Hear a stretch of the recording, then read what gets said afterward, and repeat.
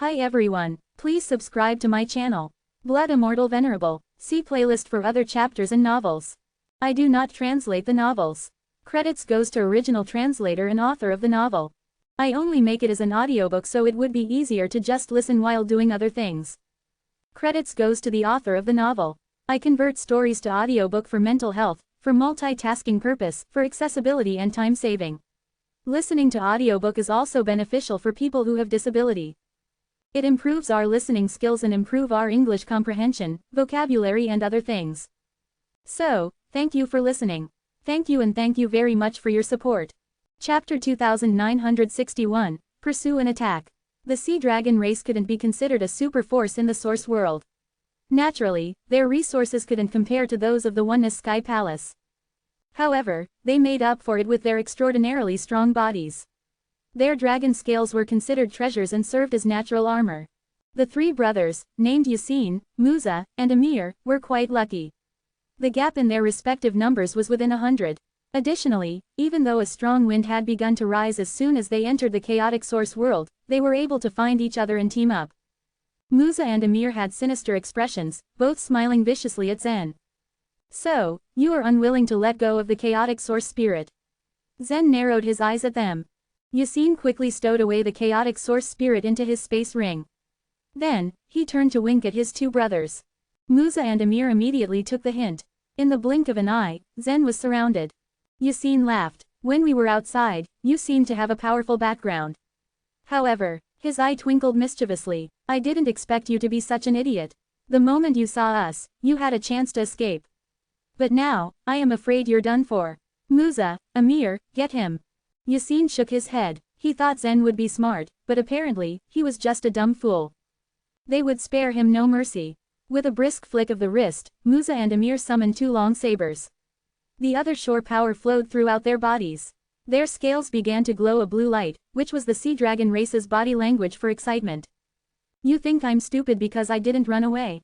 Zen asked slowly, a smile creeping on his face. There were many creatures in the chaotic source world. Almost all the large races and super forces had come today. However, out of all the creatures present, only 7 or 8 were worthy of catching Zen's attention.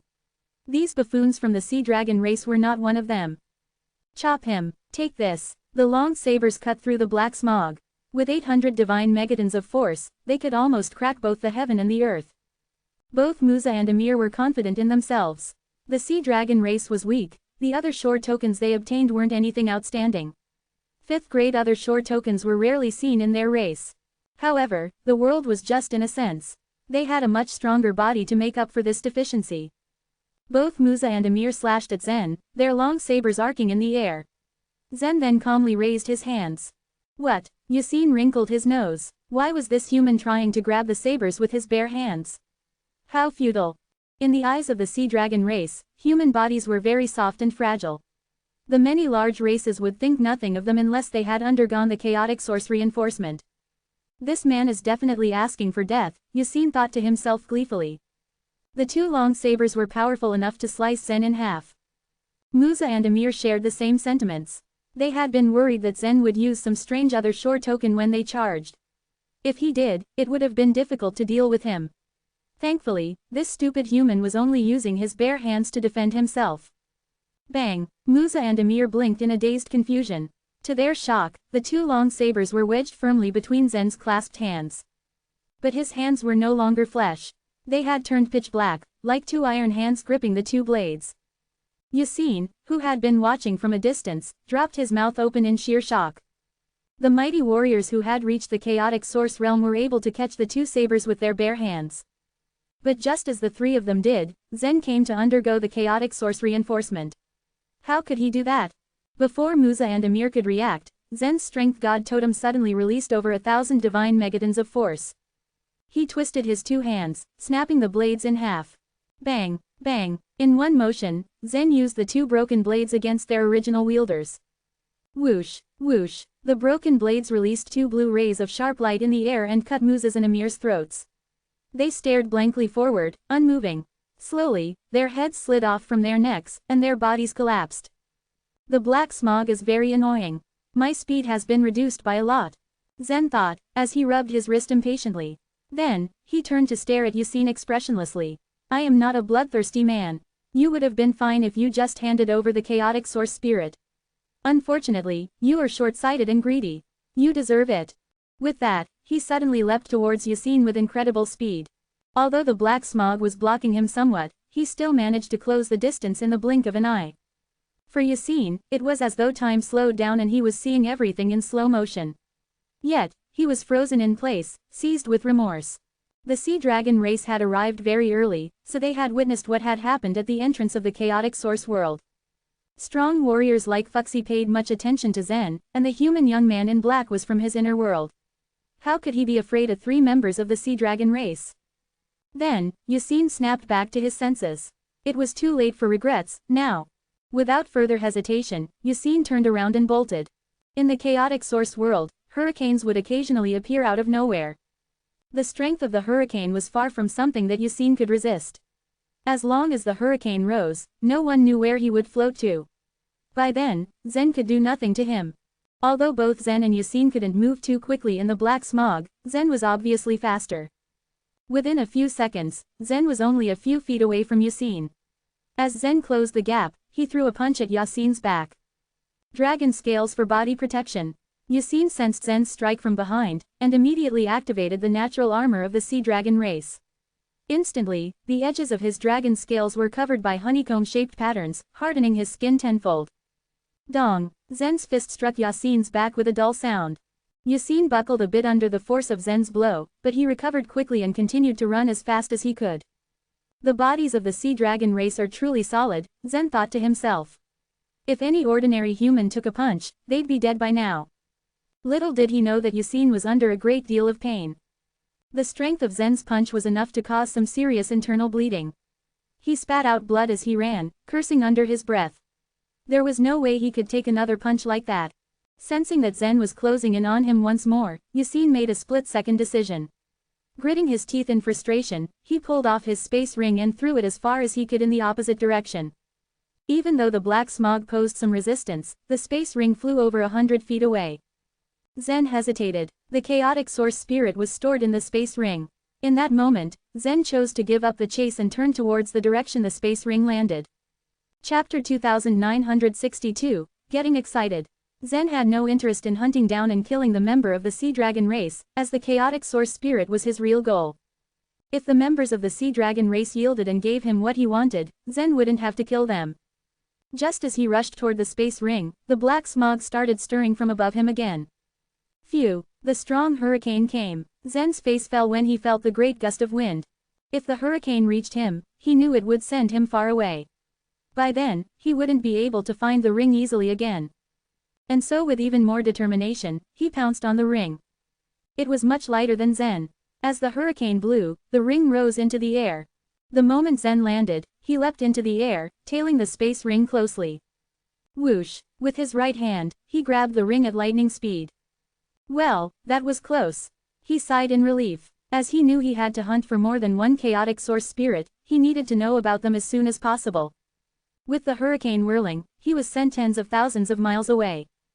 Before the gate of the chaotic source world, many creatures of the large races continued entering one after another. The moment Dorothy entered the chaotic source world, she couldn't avoid the hurricane. It lifted her up a few hundred feet high, carrying her further into the black smog. Without the other shore power, she couldn't move. In a panic, she checked on Zen's soul mark, only to find that he was also moving forward, carried along by the hurricane. She figured he was also just as stuck as she was. But why in the world was there even such a strong hurricane in the chaotic source world? No such thing was recorded in the classics. But it wasn't the time to be thinking about that. First, she had to find Zen. Having entered the chaotic source world ahead of Zen, Elvinia was extremely morose at this point. While she had originally planned to wait for him, the hurricane blew her away out of nowhere. Even when it stopped, she didn't get lucky.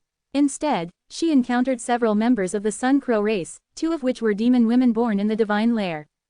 Because of Elizabeth's influence and support, the members of the Sun Crow race regarded Elvinia as a traitor. After getting herself out of the dark region, Elvinia had shown up with a physical body before the Bearing race and the divine farmer race.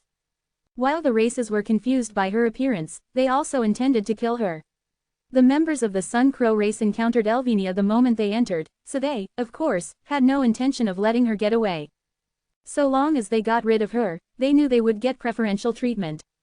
The 2 demon women along with the other 3 members of the Sun Crow race were also the top warriors of the Sun Crow race's younger generation. Elvenia was strong enough to protect herself if at most 2 of them attacked her. But now, she had no choice but to run for her life. 5 of them had joined hands to corner her. At this point, the only good thing Elvenia had on her hands was how she had already mastered the divine flames of the Sun Crow race. Her divine flames were purer than most. But now, she had a few deep scratches on her back and arms as she was being chased. When she was nearly besieged, a hurricane blew once again, bailing her out of the situation. Everyone was blown away in different directions.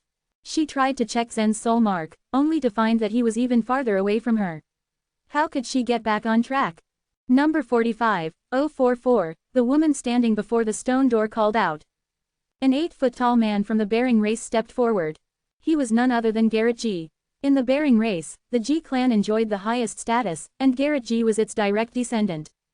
As he moved across the open area, he heard a strange laugh from his side. He turned to the source of the laughter to find that it was from the arrogant soul-devouring demon. The sight made him cast a scornful glare at the human. He thought that the arrogant ones were always killed off easily. If the soul-devouring demon chose to keep silent and keep his recklessness in check, he might be able to reach the chaotic source realm. But as soon as he appeared, he dared to expose his identity, leaving himself vulnerable to the other large races. It wasn't likely he would make it out of the chaotic source world alive. "What are you laughing at?" Garrett G demanded coldly. The evil god raised a petal and flipped it over. His number read 45-045, just behind Garrett's. The latter's expression seemed to change when he saw the number. While he didn't exactly know what the evil god meant, he knew that the guy was crazy enough to do anything. Garrett's chest clenched slightly in uneasiness, but he ignored the evil god and continued his stride to the stone door. The leaders of the Bering race were left upset as well. During their trip to the chaotic source world, they had to give priority to protecting the disciples surnamed G. Garrett G, most especially, held a very high position among the descendants. Being targeted by the soul-devouring demon was too much of a bad omen. After Garrett G entered the chaotic source world, the woman from the snake goddess race announced the next number. Without a word, the evil god stood up and took unrushed steps toward the stone door. Garrett G wasn't actually particularly afraid of the evil god. While the evil god's soul of light was indeed very powerful, Garrett G had with him several body protection weapons. He was well equipped entering the chaotic source world. He even carried a secret soul weapon that could protect his soul of light. And Garrett's other sure token was not weak by any means. His goal was to reach the chaotic source realm as soon as possible, and he wasn't willing to get targeted by a madman in the process. So once he stepped through the stone door, he flew away without any hesitation. But the black smog was pervasive in the chaotic source world. Garrett G was slowed down. After reaching a certain distance, he turned his head to find the evil god's figure at the gate. Is he planning to follow me? The thought made Garrett's brows shoot up in shock. He had no enmity with the evil god, so he figured the latter wouldn't bother getting involved with him. But as it turned out, he was wrong. There were people in the world who simply enjoyed killing others. After staying in the Black Mountain Guild for a long time, the evil god was rather tired of killing. When he stayed in Zen's inner world, the evil god rarely killed because the warriors of the entire inner world were not that powerful. They didn't even deserve to receive his attacks. The evil god felt no desire to spar with them. And of course, there was the fact that he would have faced Zen's punishment if he did kill others. Back on the black ship, Shira told the evil god that he couldn't take anyone so lightly. The creatures who entered the chaotic source world were easily the most outstanding beings of the young generation in the entire source world. Instead of feeling the pressure of having to face them, the evil god felt excitement build up inside him at the thought. To him, it was a feast of killing people to his heart's content. So as soon as he appeared, he didn't hesitate to grab people's attention by revealing his identity as the soul-devouring demon. The eyes of hatred on him were intoxicating to him, like inhaling fine wine. After discovering Zen, he was nothing but more excited. He didn't dream of stopping until he was hit by Fuxi. Chapter 2963, Protection. As soon as the evil god entered the stone gate, he felt the weight of the black smog. He paused slightly. He shivered a bit, but soon adapted to it. The black smog obscured the light, but after adjusting to the darkness, his eyes soon caught sight of Garrett sprinting away. Humph, the evil god snorted. With a small hop, he launched himself straight at Garrett, hurtling through the air like a bird of prey. Garrett had seen him all this while, looking back as he moved forward. His face fell as soon as he spotted the evil god in the chaotic source world. Garrett was sure he could take on the evil god, but he had no intention of confronting him now. But who would be happy with a lunatic hunting them for no reason? Toad pace. At this, Garrett accelerated. His steps now followed a special rule. He could still move forward at high speed even with the black smog in his way. So, you choose to flee. A cold light flashed in the evil god's eyes. He picked up his speed behind Garrett. It seemed like he would soon overtake him. The distance between them began to close quickly. Seeing this, Garrett panicked. How could he be so fast? The black smog should have had the same effect on the evil god as on him. The former hadn't gone into the higher stage of the other shore realm, so he shouldn't be much stronger than him. Realizing he could not get rid of the evil god, Garrett stopped in his tracks with a new resolve. He waved his hands, pulled out 2 machetes from his belt, and faced the oncoming threat head-on. I have no enmity with you. Why are you chasing me? The evil god halted, excitement dancing in his eyes. He let out a sinister laugh. You know the answer. At his words, Garrett's face darkened. With a flash, a snake shadow appeared and crawled along the surface of each machete. It was another shore treasure, and there was a 4th grade other shore token from stage 13 merged with it. You want to fight me? Garrett spat out, a deadly warning in his voice. Fight, haha. The evil god sneered and raised his right hand. I want to kill you. As soon as these words were spoken, he flung out 5 pieces of diamond-shaped fragments from his palm. These diamond-shaped fragments were all made of the way's blending energy. They broke the black smog, obliterating the dust while emitting a little white light. What kind of power is this? Garrett's pupils shrank slightly. His face took on a serious expression as he swung his machetes. Heaven and earth radiance hacking. Whoosh! The 2 rays of blade radiance formed a cross. The snake shadows coiled around the radiance, and then struck at the diamond-shaped fragments. Garrett might not be the strongest among the young generation of the bearing race, but he was strong enough to be in the top 5 among hundreds of his peers. That he deployed his treasured weapons indicated that he thought highly of his opponent now. The heaven and earth radiance hacking would have been a normal attack, but with his other shore token attached to it, it could nearly devour all the energy in the world. It could even swallow the other shore power. However, when the blade radiance came into contact with the diamond-shaped fragments, an astonishingly cataclysmic power burst out. The dazzling white light went through the black smog, obscuring Garrett's view. Garrett stayed calm. He closed his eyes and spread his spiritual sense in all directions. But just as he did, a powerful soul pressure rushed toward him. The spiritual sense acted as appendages for a soul. These appendages could spread far away and fast, but they were thin and extremely fragile. The soul pressure destroyed Garrett's spiritual sense violently. Unable to locate the evil god, Garrett began to feel afraid. The evil god had seized the chance to approach behind him. He stretched out his hand and flung a diamond-shaped fragment at the back of Garrett's head. 2 people around 1,000 feet away were watching these events unfold. One of them, a tall and strong young man, had a girl with curly hair seated on his shoulder. This girl was Maya, treasured by many elders of the divine farmer race. The race had high hopes for her entry into the chaotic source world. The origin of the strapping young man was rather more mysterious. Only a few members of the divine farmer race knew his true identity. He was named Mount. Maya usually called him Uncle Mount. Uncle Mount, are you really not going to help him? Asked Maya, pouting her rosy lips. Her face was covered by her curly hair, but under all that was a pair of pretty eyes. The divine farmer race and the bearing race were as close as brothers. Before they set out, their leader had instructed that no matter what happened, they should help each other with the Sun Crow race and the bearing race in the chaotic source world. Garrett was a very important disciple of the bearing race, so they were supposed to help him. Garrett won't die anyway, why don't we just watch for now? Mount replied gently. Although the soul-devouring demon was widely known in many races, they didn't appear afraid of him at all. Strong people tended to be lonesome and arrogant. Being among the top ranks of the extremely powerful, they had never thought that they were inferior to the evil god. It seems that the energy in that man's hand is the way's blending energy, and that he has integrated many. Maya slightly curled her hair with a finger. Having fused the godly ways to such a degree, this guy is by no means weak.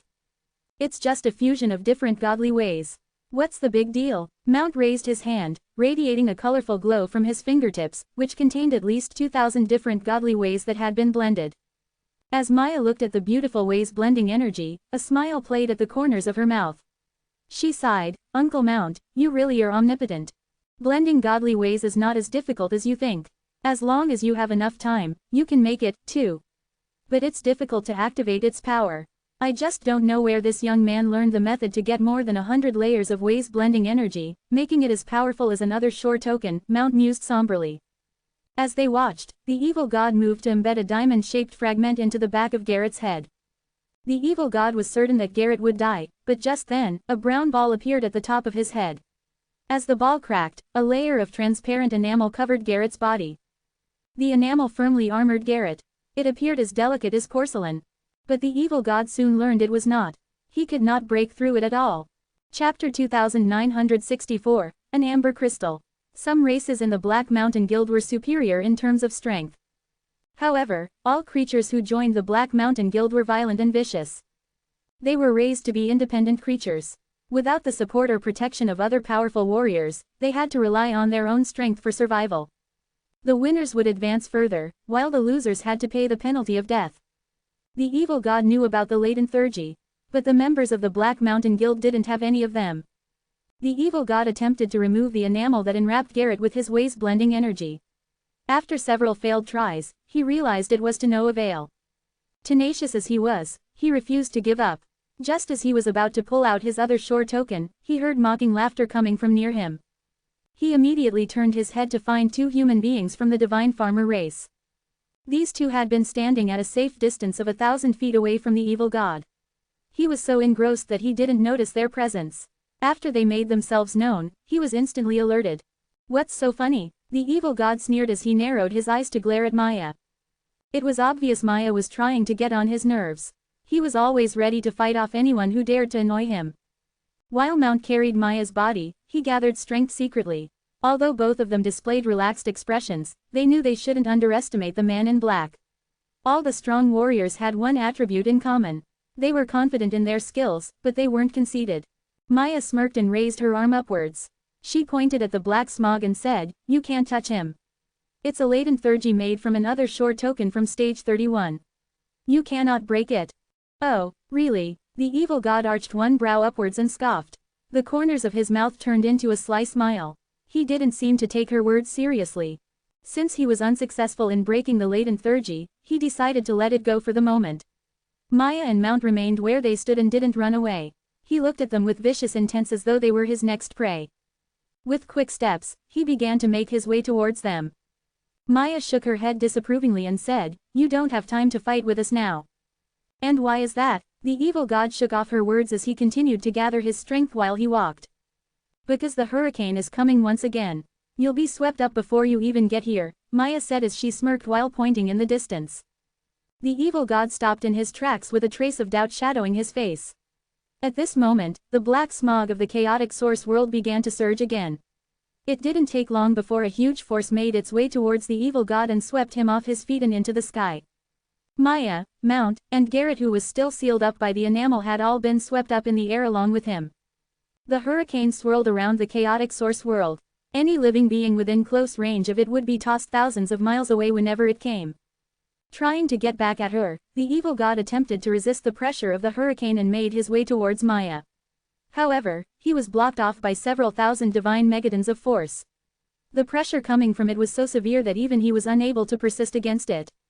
After floating in midair for a fair amount of time, he landed at a place 70,000 miles away from the entrance. As he got up, he dusted himself off and began to look around. Right in front of his eyes was a tall mountain over 1,000 feet high. Hiding in the cracks of this mountain were members and disciples of some large races. Since the chaotic source spirits would usually hide in the rocks, there was a high probability of them residing in the mountain. The people who were in the mountain tried to break the rocks to look for them. Although the process was tedious and required a lot of strength, the hopes of obtaining something, in the end, kept them from giving up. When the hurricane began to rage, they would seek refuge in the cracks of the mountain. As soon as the hurricane subsided, they would come out of the cracks and continue with the task. The several races that stayed there held no grudges against each other. Their shared lack of talents and power compared to others bound them together as a group. No one would meddle in the other person's work, and they got along well. But their fortunate situation only lasted for a short while. The raging hurricane had brought the evil god right to their doorstep. When their eyes met the evil gods, they dropped what they were doing and froze in shock. Meanwhile, when the hurricane stopped, Zen landed in a small call.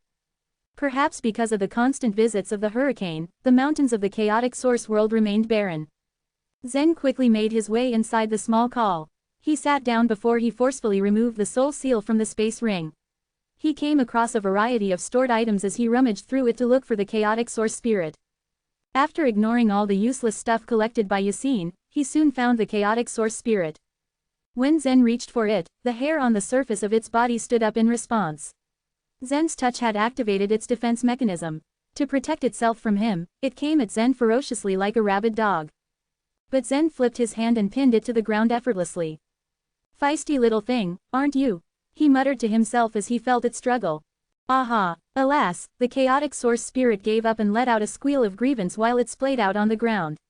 It looked at Zen with its olive-like eyes filled with pain to appeal to his sensitive side. Taking a little effect on its pitiful eyes, Zen loosened his grip over it to ease the pain. Suddenly, he realized something. He didn't know the method of absorbing the chaotic source spirit. The chaotic source spirit existed with a distinctive life form. It was originally a creature on the other shore. The question remained whether the descendants of two creatures from the other shore were still recognized as the creatures of the other shore. Maybe he had to devour the chaotic source spirit to merge with it. Sensing Zen's dilemma, number 9527 stepped in to guide him. Its voice echoed in Zen's mind as it spoke. Although most refer to this creature as the chaotic source spirit, it's actually just the carrier of the chaotic source spirit. There's no need for you to take its life. You can keep it in your inner world. I'll teach you. The most violent method was to kill this tiny innocent creature. They had to dissect its corpse to get the chaotic source spirit. Many people would go with this brutal method to obtain the chaotic source spirit. However, there was also a gentler procedure to not harm it and acquire what they wanted. Without wasting a moment, Zen grabbed the creature and proceeded to put it in his inner world through the cinnabar field. Then he followed No 9527's instructions and carefully extracted the chaotic source spirit from it. Not long after, an amber crystal forced its way out of the tiny body. "Is this the chaotic source spirit?" Zen asked as he studied the crystal. Number 9527 nodded as it replied, "Yes, it is. If I keep this little creature in my inner world, will it produce another crystal after some time?" Zen inquired again. "I'm afraid not. Just forget about it." Once the chaotic source spirit was extracted from the body of the creature, it went through some physical changes. Its brown hair turned grayish-white, but its black olive eyes remained bright. It seemed this method had not caused it any harm. There were a total of 200,000 chaotic source spirits in the chaotic source world. Once the chaotic source spirit was extracted from the carrier would become an ordinary creature. Like every living being, it would gradually age and then die. So it would never produce any new chaotic source spirits. Zen kept the little creature in his inner world. After all, it was the right thing to do after he had extracted the chaotic source spirit from it. He had to give it a safe place to live out the rest of its life. He took the crystal from his inner world and studied it from all sides before storing it safely into his space ring. Now it was not the right time to undergo the chaotic source reinforcement. He had to double his search and look for more chaotic source spirits. As he stood in the small call, he remembered the habitual nature of these little creatures. Studying the landscape of the area, he realized it was probable that some chaotic source spirits hid underneath the rocks. He had to hurry before the hurricane rose again. Quickly, Zen crushed over 1,000 divine crystals and replenished the energy of the strength god totem. Keeping his eyes glued to the rocks at his feet, he activated the other shore power once more. Then, he balled his hands into fists and gathered massive power before he smashed the rocks below his feet. Chapter 2965, The Stone Pillar in the Cave. Earlier, Zen had smashed around 30 rocks but only found one chaotic source spirit among them. There were probably thousands of rocks piled up there. Zen smashed them one by one, almost razing the area to the ground. And yet, he couldn't find another chaotic source spirit. Surveying the multitudes of broken stones on the ground, Zen sighed helplessly. 200,000 chaotic source spirits were scattered within an area with the diameter of millions of miles, most of which lived in groups. It was not easy to find one that appeared alone. However, Zen refused to give up. The chaotic source world would stay open for 1 month, he still had time. If it was difficult for him to find chaotic source spirits, how much more for the others? Zen took a break from smashing stones to check on the soul marks. The hurricanes kept on pushing everyone further away from each other. The distance between him and Elvenia wasn't any closer than before. In fact, it seemed she had drifted even farther. The same went for Dorothy. On the other hand, to Zen's relief, he noted that the 6 people of the 9 Li race were much closer to him.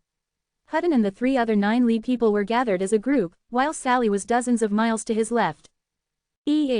Zen grunted, as he pondered over this. Sally had left a soul mark on him, as well. If she sensed his existence, she should have definitely headed in his direction.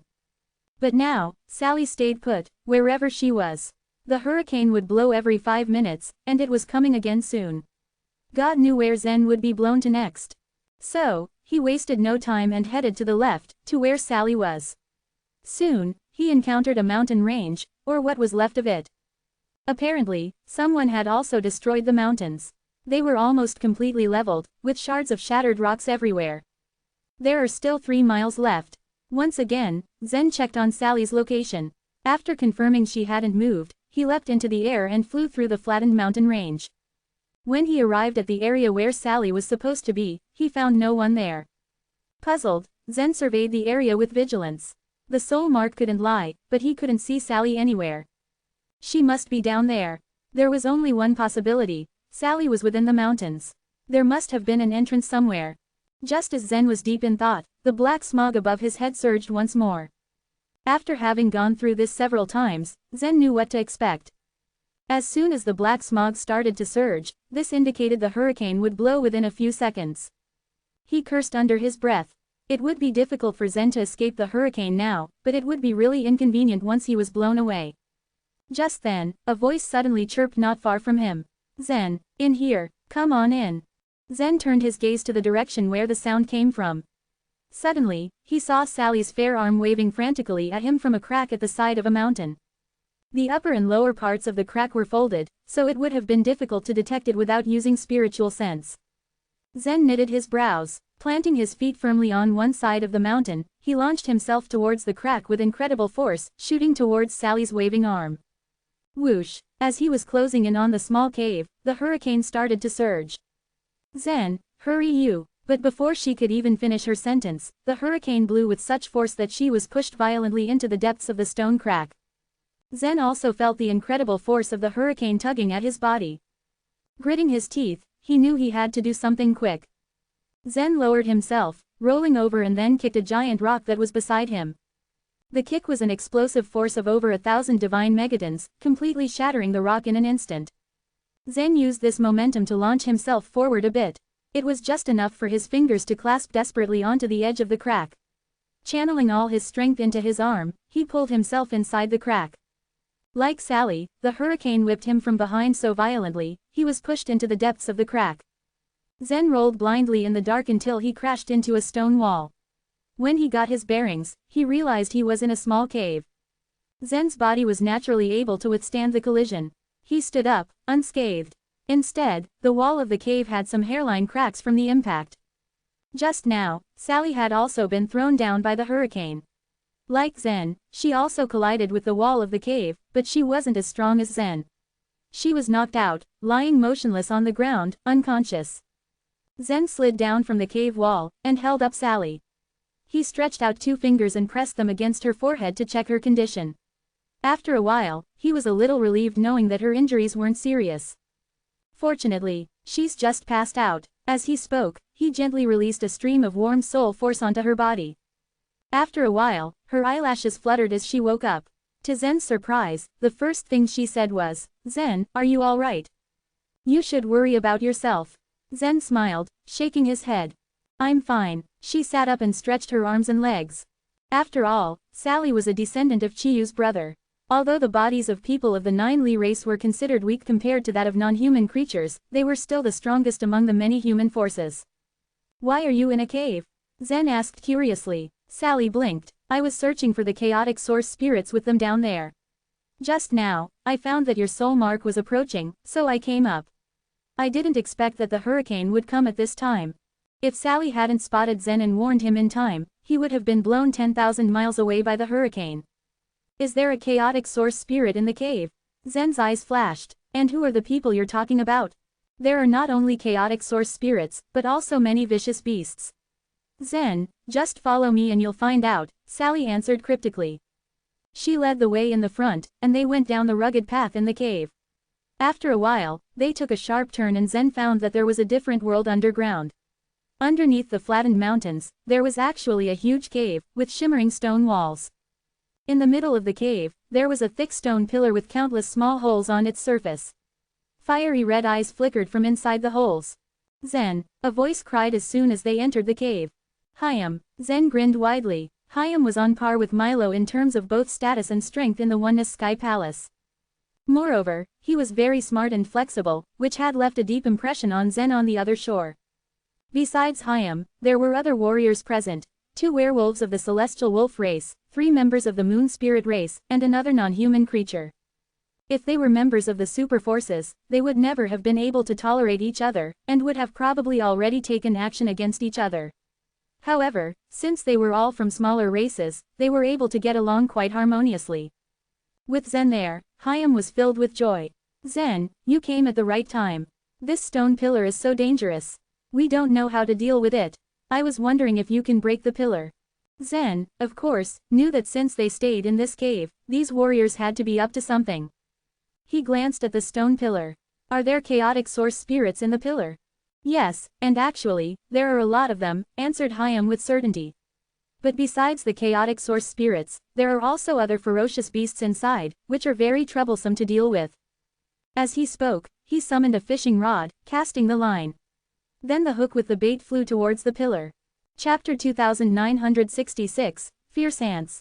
The hook with bait shot past the warriors and went directly towards the stone pillar. Afterwards, Hyam slightly shook his hand to simulate movement of the bait. Almost instantly, a series of red lights flashed within the small holes of the stone pillar. Around 6 or 7 creatures rushed out of the holes and ripped the bait off the hook. They immediately withdrew back into the pillar. Their movements were as quick as lightning. In spite of their speed, Zen had no difficulty in seeing them clearly. He realized what the creatures were almost at once. Those creatures are ants. Zen couldn't believe his eyes. But he could not be mistaken. Those ants had half of an arm's length. Their tentacles were shining with a bright scarlet light. They also had big jaws that glinted dangerously. Upon observation, it was obvious that they were poisonous. Hyam nodded as he confirmed what Zen had surmised.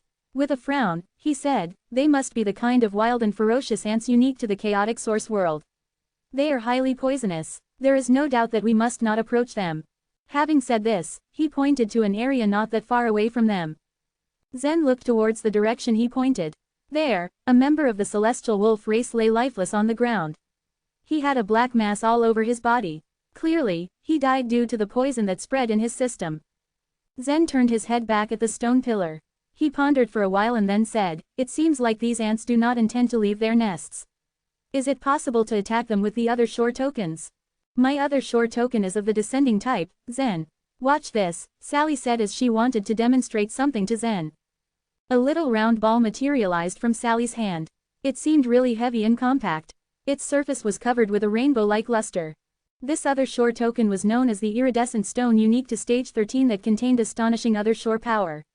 Upon throwing it, the user would be able to control its movement to hit the target accurately. Sally launched the iridescent stone towards the stone pillar. It soared towards the target with such accuracy.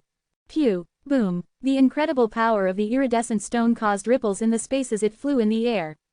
It heavily crashed upon the stone pillar. The blow must have unleashed over 1,000 divine megatons of force. It was truly remarkable. Even strong warriors like Hyam would not be able to take that kind of hit head-on. It was a force that could probably cause a mountain to collapse upon impact. Sally might seem like a delicate beauty. However, her strength should not be underestimated. Dong! No matter how strong the attack was, it only crashed upon its target with a dull thud. The pillar only trembled a little. Apart from that, it appeared completely unharmed. The pillar itself could not have been that sturdy. The only possible explanation for this would be many chaotic source spirits were probably hiding inside it. Meanwhile, the iridescent stone Sally had thrown just now disappeared from where it crashed into the pillar. Instantaneously, it reappeared in her hand. The other shore tokens that Sally and the member of the celestial wolf race have belong to the descending type. They are not particularly afraid of the deadly poison those vicious ants possess. Even after several rounds of attacks, however, the pillar remained intact. One thing can be deduced from that. There might be many chaotic source spirits hiding inside the pillar, explained Hayam. The distinct characteristic of a chaotic source spirit was that it could absorb power. No matter how strong the attack was, it would just absorb it all. Because of this distinct feature, many powerful masters in the source world underwent the chaotic source reinforcement to raise the level of their body strength. However, this characteristic made the chaotic source spirits extremely difficult to capture. It would be a much easier task if there was only one chaotic source spirit hidden in the rock. They could just tire it out by unleashing continued attacks and then break the rock to capture it. Zen had successfully done this before. However, this was a different matter. There were many chaotic source spirits hidden together inside the rock. Therefore, they were probably even more powerful. Naturally, it was out of the question to exhaust them all. It would be too difficult and energy-consuming. This seemingly ordinary stone pillar was actually tough to break. To top it off, there were poisonous ants that built their nests inside the stone pillar. This made it more troublesome to deal with. No one would be able to come close to it. Hayam was a wise man. Nevertheless, there was nothing else he could do after trying so many times and failing each time. This situation seemed hopeless. How about you, Zen? Do you have an idea? Hayam asked with an air of frustration. Zen pondered upon this problem for a while. After observing the stone pillar, he responded, if there are many chaotic source spirits hidden in the stone pillar, I'm afraid one or two people are not enough to break it. Of course, that much is obvious, replied Hayam with a nod. Then, that leaves us with one option. Let's kill those ants first, said Zen with a confident smile. Actually, he had another simple and crude tactic up his sleeve. He could use the chessboard to summon the regal jade beasts. The regal jade beasts should not be afraid of the poison of these ants. But many divine crystals would be consumed. Moreover, Zen had no intention of using the civilization artifact this early. That is easier said than done. These vicious ants are very strong. A werewolf of the celestial wolf race was listening to their conversation. He couldn't help but chime in. His clansman was poisoned to death. Needless to say, he was very afraid of the fearsome ants. In actuality, the beasts in the source world were not that powerful. Those that were not very intelligent were even less powerful. Because of their low intelligence, they were unable to cultivate the truth of godly way and could not bear another shore token. Therefore, their strength was not on the same level as that of the warriors at the other shore realm. Soon after the werewolf shared his opinion, a strange expression crossed Zen's face. I'll give it a try, he replied boldly. He was not afraid of the poison. He might as well try to kill these pesky ants. As soon as he said this, he rushed towards the stone pillar. In the blink of an eye, he was standing right next to it. Zen, please be careful. Naturally, Hayam knew that Zen was truly extraordinary. Though he didn't know that Zen was the man known as Thad in the dark region, the treatment he received at the gate of the chaotic source world was good enough to prove his strength. Hayam thought that Zen's aura was somewhat similar to Thad's. Nevertheless, it didn't really matter whether they were the same person or not. Sally looked extremely nervous while watching Zen. The moment Zen approached the pillar, it trembled slightly. He felt as though there was some kind of power emanating from it. However, it vanished instantly. This made Zen feel a little uncomfortable. Shortly after, red lights flickered inside the small holes on the pillar again. Whoosh, whoosh, whoosh. All of a sudden, dozens of ants rushed out of the stone pillar. They flapped the wings on their backs and headed straight towards Zen. Hayam, Sally, and the others were over 1,000 feet away. But as soon as they saw the poisonous ants flying in the sky, they were all forced to retreat. If the ants chased after them, they would escape from the cave without a second thought. Their speed is astounding. As the ants flew fast and circled around Zen, they appeared like solid black lines. The speed of their flight was way beyond Zen's expectation. Whoosh! The ants circled Zen a few more times before they opened their mouths and charged towards Zen. Their huge clicking jaws looked absolutely menacing. Zen moved his feet slightly and levitated in the air. With slight twists and turns, he perfectly avoided the attacks of the ants. At the same time, he grabbed a fierce ant by its abdomen and forcefully smashed it on the ground. However, the ant just turned its body in an incredibly unusual angle and sank its huge jaws into Zen's arm. Puff, puff, both its left and right jaws were able to puncture Zen's skin. What? Unbelievable! Zen was absolutely startled. He realized that he clearly underestimated the strength of these ferocious ants. He didn't activate the Shade Stone liquid to protect his body. Thus, the ant was able to pierce his skin directly. This was why even strong warriors like Hyam were incapable of dealing with these ants. Zen, Sally screamed as she saw Zen getting bitten by the poisonous ant. Zen, Hyam yelled together with Sally. This was not a good sight to behold. Hyam was thoroughly shocked at how reckless Zen was. He did not expect this at all. A look of disdain appeared upon the faces of the others who witnessed this. Zen seemed like a highly important figure. However, he turned out to be a foolishly reckless man who underestimated his enemy. Now, he'd gotten himself killed because of his carelessness and impatience. Chapter 2967, A Silver-Haired Young Man. Zen was a powerful warrior at the other shore realm. Even if he was poisoned, he could cut off his arm for survival. But the deadly poison of the fierce ant could take all the lives in the blink of an eye. A member of the celestial wolf race was bitten by one of those ants. He died instantly. There was no chance to treat the wound or slow the poison. When Hyam and the others saw that, they were scared out of their wits. None of them was willing to risk death to rescue Zen. He was done for. But while everyone watched, Zen wrenched the jaws of the giant ant away from his arm. Then, he shifted his grip and grabbed the creature's head. But Zen's squeeze wasn't enough to crack its hard shell. It could withstand 300 divine megatons of force. Hey, Zen smiled helplessly, and squeezed harder with 500 divine megatons of force. Crack, the young warrior managed to crush the ant. As Zen smashed his foe to smithereens, the other ants hovering around the scene became even more manic. They dived at Zen at breakneck speed. Hyam, Sally, and the members of the other races all stared at Zen. Some of them were silently counting down the seconds, making bets on how long Zen would last. He'd been bitten, after all. But Zen didn't seem to be suffering any ill effects. It almost like he hadn't been poisoned by that bite. His figure was still as ethereal as usual, shuttling freely to and fro, fending off the siege of those fierce flying ants. Seizing the moment, Zen stretched out his arms and caught an ant. He shredded it and watched the pieces drop to his feet. Is he really poisoned? Did we make a mistake just now? He doesn't seem to be any weaker. The warriors stared at Zen intently, as if they wanted to see the venom coursing through Zen's body. Maybe our eyes were playing tricks on us. Hyam smiled wryly. We'll see in a minute. Look, Sally said, pointing at Zen's back. The swarm of ants circled around Zen like a cyclone. One of them landed on Zen, and sunk its poisonous mandibles into his back. Zen merely slapped at the ant.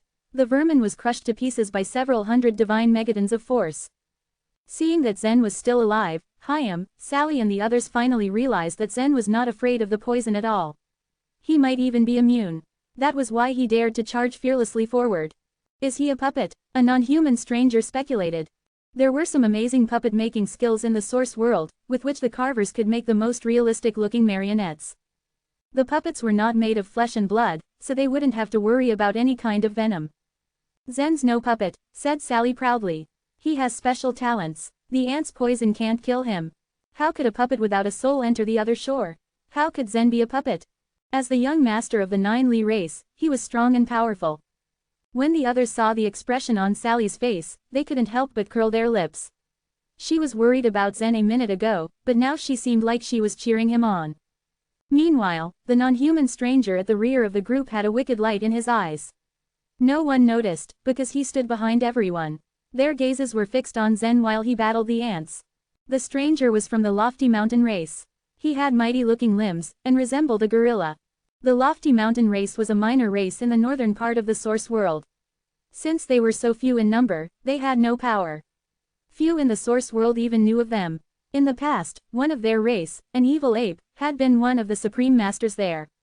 He died before the Lofty Mountain race could expand and conquer. So the Lofty Mountain race had fallen into obscurity over the years and had almost been forgotten. In the past few years, the Bering race expanded along the Pearl Islet to the north, and occupied the territory of the Lofty Mountain race. The Lofty Mountain race couldn't mount any kind of resistance. They either paid allegiance to the Bering race or were exterminated. In the end, they had become a tributary clan of the Bering race. But it was good for them, actually. It was very difficult for them to get tickets to the chaotic source world. Over several decades, maybe 100 years, only 1 or 2 members of the Lofty Mountain race were able to enter the chaotic source world to cultivate. However, when the chaotic source world opened this time, the Bering race had very generously given the Lofty Mountain race 3 tickets, so they were overjoyed. If it weren't for the Bering race, he wouldn't be standing here now. The non-human stranger did not hate the Bering race for occupying his race's territory. Instead, he was full of gratitude. As long as he was useful to the Bering race, he would be able to reap lavish rewards. The loot was more than he had ever imagined. No wonder the Bering race was a super force. Before they set out, the Bering race made a list. On that list was a record of the disciples of the Oneness Sky Palace that they had to pay special attention to. The members of the Bering race, the Sun Crow race, the New Moon race, the Divine Farmer race, the Lofty Mountain race and a dozen of other small races had all obtained the list. Dorothy, Ephraim, Hyam, Milo, and a few others from the other mountains were in the second row. Elvenia was in the first row. The man named Thad had destroyed the Bering race's temple. Moreover, they had been defeated by him for several times on the other shore, so they had long been seeking revenge. They didn't know whether Thad was a disciple from the Oneness Sky Palace, but since he was in stage 13 of the Lust world, he would definitely enter the chaotic source world to cultivate. It was likely that he would come here with the palace. Therefore, they planned to eliminate the exceptional disciples from the Oneness Sky Palace. At first, there was only one name on the first row of the list, Elvenia. Elvenia made her appearance at stage 13 as a denizen of the other shore, so they already knew who she was. That was why the Bering race made her the first target.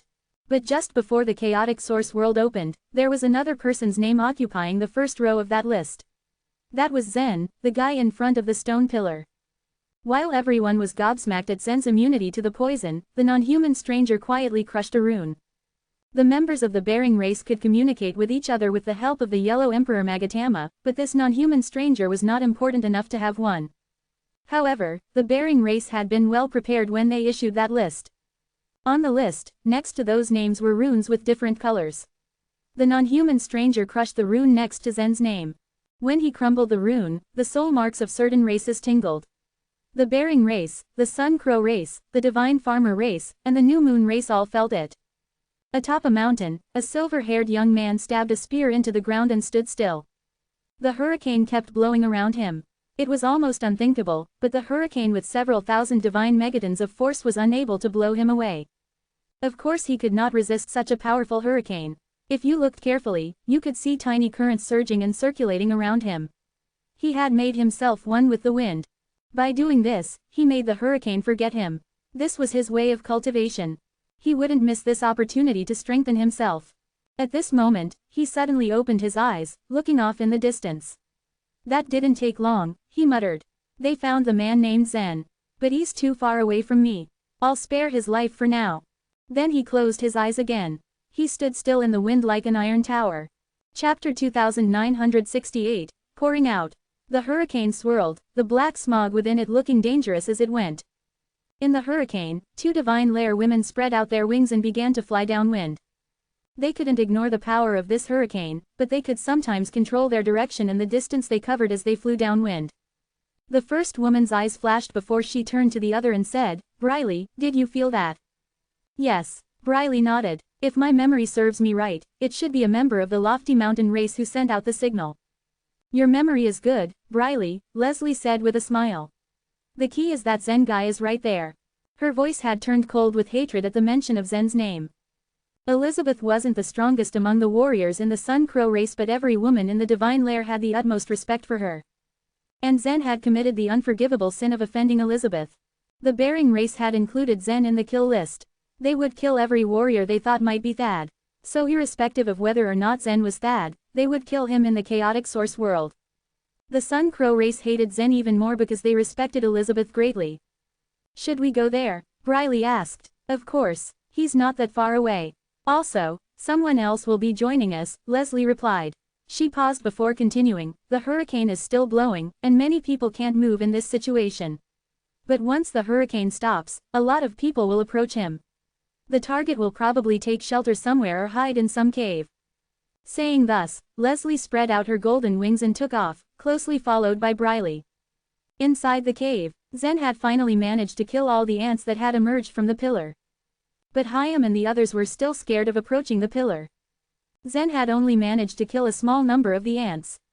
There were more where they had emerged from, and no one wanted to risk their lives before the ants were cleared out.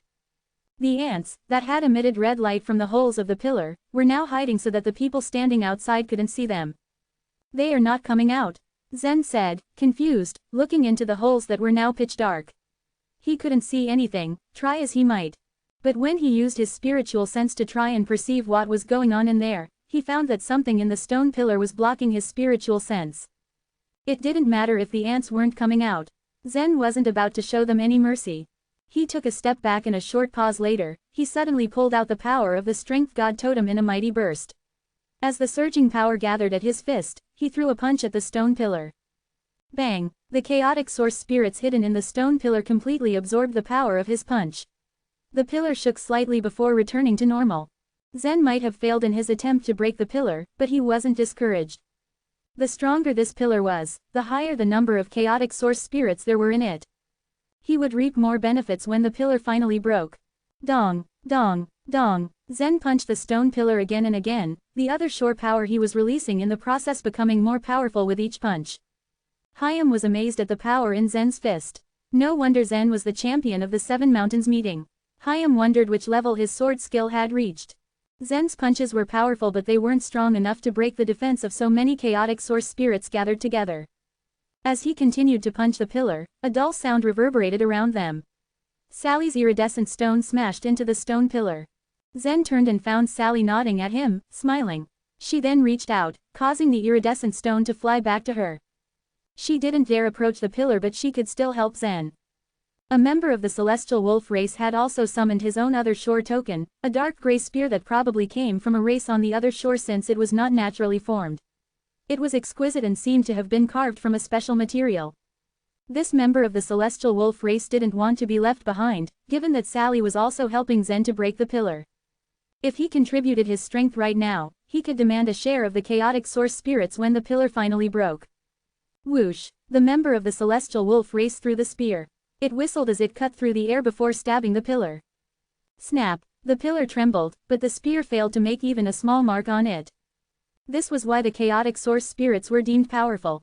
No one was able to hurt them before the chaotic source spirits had gotten tired. These chaotic source spirits could help the chaotic source realm warriors to absorb any harm that came their way. The stone pillar was obviously a chaotic source realm master. As Zen, Sally, and the member of the celestial wolf race took turns to attack the pillar, the ants were no longer flying out of the holes, which caused the other creatures to become braver. Even if they didn't have the descending type of other shore tokens, they could still use other methods to launch an attack. And even though their attacks weren't too powerful, as the saying went, when everybody adds fuel, the flames rise high. Everybody was trying their best to help. Bang, boom, dong, dong, dong. For one wild moment, everyone began to display different kinds of thurges, and rumbling noises echoed throughout the cave. The attacks from the crowd lasted for about 3 minutes. The ants hiding in the stone pillar couldn't stand it anymore. Red dots of light emerged from the fist-sized holes. The warriors became vigilant as they saw the red light that the ferocious ants were releasing. Hayam said, "Everyone, be careful, run." Hayam had barely finished warning everyone when the ants came pouring out of the stone pillar, flying in all directions. There were probably thousands of them. Most of the ants came to surround Zen, taking him as their first target, since he was nearest the pillar. But several hundred ants had scattered and they went flying towards Hayam and the other warriors. Hayam retreated abruptly, trying to escape the cave. They weren't like Zen, who could stand there and resist being bitten by the ants. They'd be doomed if the fierce ants were to bite them.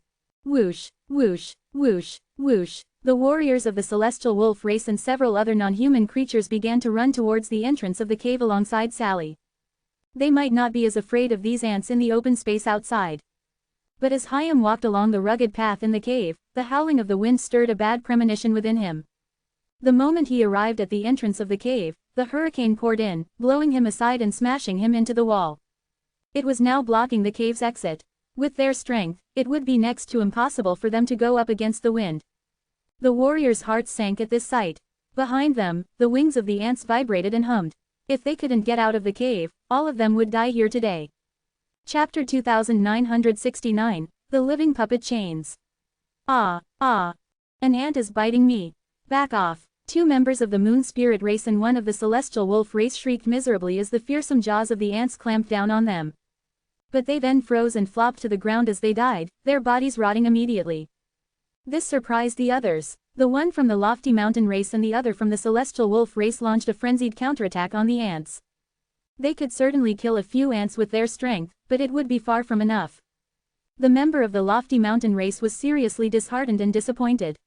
If he had known this would happen, he would have found an excuse to avoid all this and hide outside before the hurricane showed up. His longing for the chaotic source spirits had put him here, however, and now he was caught in his own trap with no chance of escape. It would be a pity to die like that. Chaim and Sally stood at the entrance to the cave, their faces grim as their situation seemed to be getting bleaker. As the ants got closer and closer, Chaim cleared his thoughts and made his mind up. He stood shielding Sally, knowing what he had to do. He was one of the best disciples in the Oneness Sky Palace. His strength could not be underestimated. He cared little for the lives of the other races, but he could see at a glance that Sally and Zen shared an unusual relationship, and so he would do whatever was necessary to protect her. Without hesitation, he raised his hand and activated his other shore token. Dozens of chains spread out along his left hand, each with thin, sharp spikes on the end. The chains slithered out and suddenly darted towards Chaim's own body. Phew, phew, phew, the chains pierced deep into his chest, cinnabar field, arms, legs, and even forehead. Once his entire body had been punctured, the chains began spreading throughout his veins, bones and internal organs, covering his whole body. The light in his eyes faded as he fell into a trance. His energy force had gone and he now looked like a dead man pierced with chains. But he was now extremely flexible and agile. He drew a long snow-white sword from his waist and floated like a terrifying ghost. Chaim, his aura had changed drastically. To Sally, he was no longer a living creature. He seemed more like a puppet. To any creature, he seemed like a puppet. The chains were a very rare token on the other shore, called the living puppet chains. Chaim had practiced the truth of cultivation nature and the truth of eternal sword intent at the same time, and so he had two other shore tokens. He seldom showed the living puppet chains to others. Once the living puppet chains had been activated, his energy was lost and he fell unconscious. He was now in the control of the living puppet chains, truly a puppet. But as a puppet, his strength could skyrocket in a matter of moments. His speed, reactions and power would be boosted considerably. There was, however, a huge drawback to the living puppet chains: they would take a massive toll on the user's body. After employing them, the user would be left weak for a while and even the inner world would be greatly disrupted and disturbed. In other words, if the user failed to kill his opponent with this other shore token, he would most certainly die himself. For this reason, Chaim would only use it when absolutely necessary, and right now he had no other option. Phew, he glided swiftly with his long sword. Even the sword he had thrust out swayed. He was as clumsy as a puppet. However, the swaying long sword was precise, cutting a flying ant in half with a single flick. The ants attacking the other races now focused their efforts towards Chaim on seeing the sharp counterattack he had produced. The chains deeply rooted in his body were closely connected to his every vein, muscle and bone. He showed incredible skill in his movement, not allowing a single ant to touch even his sleeve. With every wave of his long sword, he sliced several ants in two.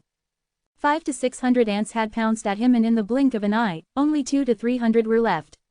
The ants' severed bodies lay on the ground, fluttering their broken wings uselessly. Swoosh, swoosh, swoosh, the sword radiance crisscrossed. So powerful, it's no wonder he ranks highest in a super force. The remaining members of the Celestial Wolf race, the Moon Spirit race and the Lofty Mountain race were all stunned by what they saw. Previously, they thought Chaim was only a little stronger than them. Alone they had no shot, but if they worked together, they might be able to defeat him. However, the power Chaim now displayed was enough to kill them all. Chaim continued to kill most of the remaining ants. Cling, cling, cling. Once the crisis had been averted, the chains shuddered, slid out from his body and disappeared into his left hand. Chaim was conscious again but totally exhausted and unable to walk. Sally ran over to hold and help him. Be careful, there may be more fierce ants coming. I'm counting on you now, Chaim said as he sat down slowly and took out some divine crystals from his body. He tried to crush them to absorb their energy, but with his strength dwindling, he could not do it. Sally saw this and assisted him. The few remaining fierce ants flew over, but they were no threat to the group. They might have been fast, but there were not many of them now. The other races were on high alert and could take care of them quite easily. I want to go down and have a look, Sally said after she helped Chaim absorb several hundred divine crystals. Although Zen was not afraid of the ants' poison, Sally was still concerned. The members of the Lofty Mountain race, the Celestial Wolf race, and the Moon Spirit race all nodded. Of course, it was not Zen they were worried about. They cared only for the chaos source spirits in the stone pillar. If Zen killed those ants and did whatever was necessary to open the pillar, he would take the chaotic source spirits for himself. Let's go down together, Hayam said. He could move freely now that he had absorbed the divine crystals, but his strength had still not yet been fully restored. The three members of the other races, Sally and Hayam, began making their way down. Before they entered the cave below, they heard the clangs of Zen's sword. There Zen stood. The bodies of ants piled up beside him and only a few ants were left in the air. Chapter 2970, The Queen Ant. Zen's perception was sensitive and accurate. As he saw Sally and Hayam come down from his peripheral view, he finally felt relieved. A moment earlier, he saw several hundred vicious ants chasing after Sally. He knew that it wasn't easy to deal with those creatures, so he was worried about her safety. However, he couldn't offer her any help since he already turned himself as bait in order to attract more ants into attacking him. The moment he followed her, all the ants would also follow him, leading to a much worse situation. Fortunately, Sally had Hayam protecting her and his capabilities had lived up to Zen's expectations. Swoosh, swoosh, swoosh. Zen withdrew his gaze from Sally and Hayam and composed himself into facing the ants in front of him.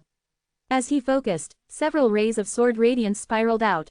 The rest of the wild ants were swallowed by his sword radiance. In an instant, numerous dead bodies of ants filled the cave. Zen has slaughtered all the ants, Sally exclaimed as she clapped her hands. The members of the Lofty Mountain race, the Moon Spirit race, and the Celestial Wolf race were all overjoyed and sighed with great relief. Furthermore, it was a splendid moment for the one from the Lofty Mountain race. He was able to survive the ants' siege and it seemed he was also able to acquire some chaotic source spirits. All he needed to do now was wait for the large races to come over and kill Zen. Now, there was just the stone pillar left since all the ants had been slain. With their combined skills and efforts, it should not be a problem to destroy it easily. However, as they started approaching the pillar, Zen suddenly felt a strong surge of force from within it. Immediately after, red ants quickly came out of the small holes on the pillar. Zen sensed an enormous amount of energy stored within their bodies as they rushed towards him. More ants are coming. Be careful, each ant contains an astonishing amount of energy. Move back, hurry up and step back. The three members of the other races who had just come down hurriedly retreated back to the upward passage. A few dozens of red ants came to sight. They were much lesser in number compared to the horde of wild ants that Zen had slaughtered earlier, but he knew that he needed to be cautious as they were far stronger than the previous bunch. As one of the red ants that approached Zen was only a few steps away from him, the bright red pigment on its body surface began to boil. In the blink of an eye, the fierce energy made it explode in front of Zen. Boom! The shock wave produced by the explosion of the red ant sent Zen flying backward. Even Hayam and Sally, who were relatively far away, were affected by the shock wave and were blown backward, hitting the mountain walls again. They were surprised as it was just the strength of a single red ant. The rest of the red ants started chasing Zen and didn't give him a chance to counterattack. I was too careless, Zen muttered to himself. He thought that if those dozens of red ants exploded at the same time, his body would likely be crushed to pieces. But he already learned from that mistake and wouldn't let them have another chance. As the red ants rushed towards him again, he released his energy, turning his arms, face, and chest to pitch black. After being fully prepared, Zen stabbed one ant with his sword.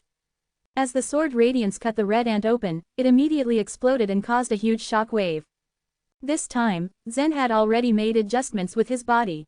Upon receiving the shock wave, his body smoothly followed through the impact and landed steadily in a distance. Then, he began stabbing the other red ants that came at him. Each of Zen's strike would cause a red ant to detonate. While the ants exploded one by one, he would just glide over and change his position to attack the remaining ones. More and more red ants were detonated as Zen continued his skillful attack. Before long, the last red ant exploded and the cave fell silent again. They were caught off guard when they carelessly approached the stone pillar earlier. This time, Zen waited for a while before making any move to the stone pillar. As he stood from a distance, a pair of huge white jaws suddenly surfaced from the bottom of the stone pillar. These jaws bit the pillar and a huge hole appeared. Seeing the scene clearly, everyone was stunned. They knew how sturdy the pillar was. As the chaotic source spirits were hidden in it, they would have a hard time destroying it, even with their combined efforts. However, with a single bite from the huge white jaws, a large hole was created. What on earth is that? How could it destroy the pillar so easily? Sally uttered in a nervous tone. It's the queen ant. It's crawling out of the pillar. Panic was written all over Hyam's face. The queen ant has such great power. A wrinkle on Zen's forehead was formed as he realized the formidable strength of their foe. For the queen ant to destroy the stone pillar, it must have possessed tens of thousands of divine megatons of force. The habits and nature of ants were all the same across every species. The poisonous ants that they first encountered should be the ordinary workforce. They were responsible for acquiring food for the queen ant and the rest of the colony. The red ants that could self-destruct were the battle type. They would sacrifice themselves if they needed to, just to protect the queen ant. After Zen had killed all the worker and soldier ants, the queen ant crawled out personally. The white translucent queen ant was as long as a human being and had a huge abdomen. Everyone's attention was caught by its unusually huge abdomen as it crawled out from the bottom of the pillar. There was something in the queen ant's abdomen that made the members of the other races fix their eyes on it with greedy stares. There, lying in its translucent abdomen were several precious amber crystals. Are those chaotic source spirits? There are so many of them. Did the queen ant swallow them all? No wonder it can easily destroy the stone pillar with a single blow. They clearly saw the chaotic source spirits in the queen ant's abdomen. It was the queen ant that made the stone pillar so solid. The white queen ant did not take any immediate action after it showed itself. It slightly crawled on the ground with its loaded abdomen while the humongous jaws shook. The tentacles on its head shuddered to perceive the surrounding environment as it exuded a ferocious aura. It has so many chaotic source spirits in its stomach. Even if it hasn't refined them, it would still possess tremendous strength comparable to the warriors at the chaotic source realm, Hyam noted with a bitter smile as he shook his head. Zen, we don't stand a chance. Let's just escape while we can. No one here knew better than Hyam if it came to the strength of the warriors at the chaotic source realm. He, together with the outstanding disciples in the Oneness Sky Palace like Ephraim, had stayed at the Land of Sword Grief for quite some time. Not everyone in the Land of Sword Grief was strong. Most of them had just reached the chaotic source realm, meaning that they weren't strong enough to be the backbone of the Oneness Sky Palace. Ephraim had once battled with those who had just reached the chaotic source realm, but he didn't even hurt them a little bit. Although the cultivation level of Ephraim's opponents was above his, Hyam was greatly shocked to observe the huge gap in strength. He firmly believed that he wouldn't be able to defeat warriors at the chaotic source realm unless he underwent the chaotic source reinforcement as well. However, last time, Zen had proved this to be wrong. With the help of the civilization artifact, he easily took down Chance in the Phoenix Palace. Nonetheless, due to Jean's intervention, the matter was only known to a few people of the Phoenix Palace. They didn't let the other disciples know about it. It's not at the chaotic source realm, trust me. Zen stared at the queen ant and continued, and even if it is, there must be a way to defeat it. Considering the number of chaotic source spirits that were in the possession of the queen ant, Zen was unwilling to leave and just let go of the opportunity. Chapter 2971, The Sturdy Body. The tensed faces of the three people from the other races relaxed as they sensed Zen's unwavering confidence. Even if they got a hold of only a few of the many chaotic source spirits, they would be satisfied. Hyam still harbored doubts, and he didn't want to let his guard down. He felt worried since he would be of no help, at least not for a short while. Because Hyam had just used the living puppet chains, he needed time before he could offer assistance. Just when Hyam was about to voice his fears, the queen ant finally began to move. Even though the queen ant appeared to be overweight, it was still quite agile in its ability to move. It maneuvered itself in an arc on the ground before it headed directly towards Zen. It might have sensed Zen to be the biggest threat in the cave, so eliminating him first became its primary goal. Whoosh! Watching the queen ant approach him with malicious intents, Zen prepared himself by drawing out his long sword.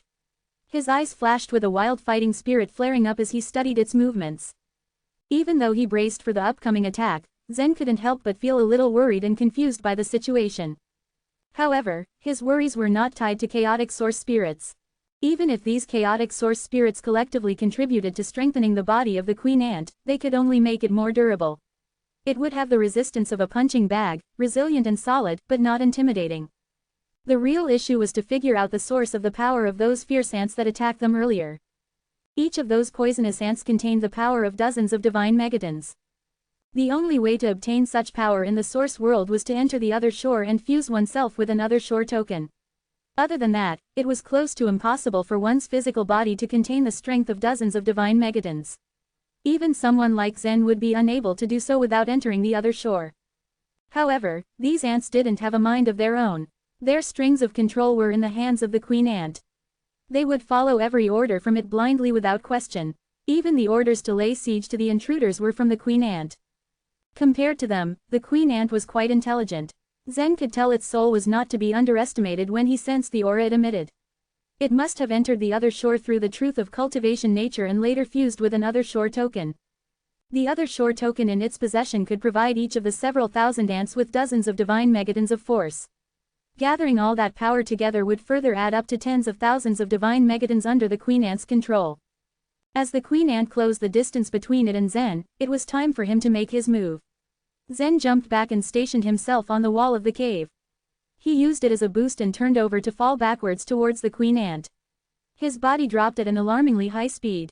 Zen kept his long sword grasped tightly in his hands as he directed himself towards the Queen Ant's abdomen from above. Bang! The seemingly fragile translucent abdomen of the Queen Ant made contact with Zen's long sword. As Zen tried to use the pressure of the air to pierce his way through, the chaotic source spirits housed in the belly of the Queen Ant flashed in front of him. It soon occurred to him that his offensive strike failed as the chaotic source spirits had absorbed all the power from it. Whop! The ant's head was surprisingly flexible. It suddenly twisted its head frantically to shake off Zen and bite his head off. After his first traumatic encounter with the ants, Zen had become more cautious of the poisonous bites of the ants.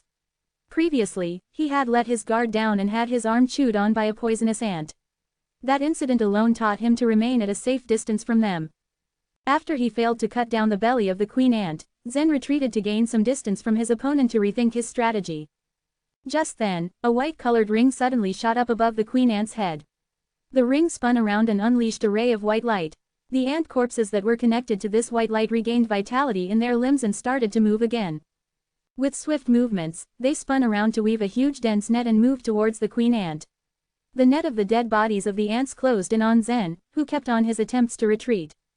However, the Queen Ant tossed the net at Zen so quickly that he didn't have time to react. He wanted to dodge it, but the Queen Ant left him with no window to squirm his way out of it. Within a split second, he was entrapped in the huge net woven by the corpses of the dead ants, and was dragged back. The Queen Ant opened its mouth to reveal its terrifying jaws in hopes of taking a bite out of Zen's approaching body. Suddenly, a colorful light sprung over in its direction. Bang! The iridescent stone flung towards the Queen Ant and slammed itself against its head. The iridescent stone could strike its target without any assistance. Its movements were extremely fast and powerful, which made it hard for the Queen Ant to bypass it in time. It was a phenomenal other shore token. As the Queen Ant's head was forced to lean back from the impact, Zen took advantage of the moment and slipped away from the huge net. There's no doubt the other shore token that the Queen Ant fused with is strong. However, I might have overestimated it. It seems I have made a slight error in my judgment. While he kept at a safe range from the Queen Ant, he began to strategize in his mind as he focused hard. The source of the power of all the ants lay in the Queen Ant itself. However, there was a slight loophole. The Queen Ant was unable to provide all of the ants with the same power at the same time. It was only able to give power to a limited number of ants in one go. When under siege of the ants, Zen discovered they surrounded him from all corners, but didn't strike all at once. Only 40 to 50 ants per wave made a move, while the rest just stood by and watched. At that time, he did have doubts in his mind as to why they didn't gang up on him. But he didn't pay much attention to it and quickly moved on. Placing all the pieces of the puzzle together, he realized the Queen Ant had its limitations in its strength. Only by gathering its entire strength at one point, could the Queen Ant reach its maximum potential. However, the ants contained deadly poison. As long as they were granted small amounts of power, it was enough to harm the intruders with their bites. Therefore the Queen Ant had carefully distributed its strength among the numerous ants using the other shore token, the ring. If 40 to 50 ants were bestowed the power of 50 divine megatons each, the estimated strength of the Queen Ant would be about 2,000 divine megatons. Although they were bothersome to deal with, if the warriors at present worked together, they could help end it sooner. We should help Zen. If you choose to just stand by and watch the fight, you don't deserve a share of the chaotic source spirits. Sally stretched her hand out. As if responding to her gesture, the iridescent stone returned to her hand. At her words, the members of the Moon Spirit race, the Celestial Wolf race, and the Lofty Mountain race stood with expressions of shock. Zen was superior to them in strength.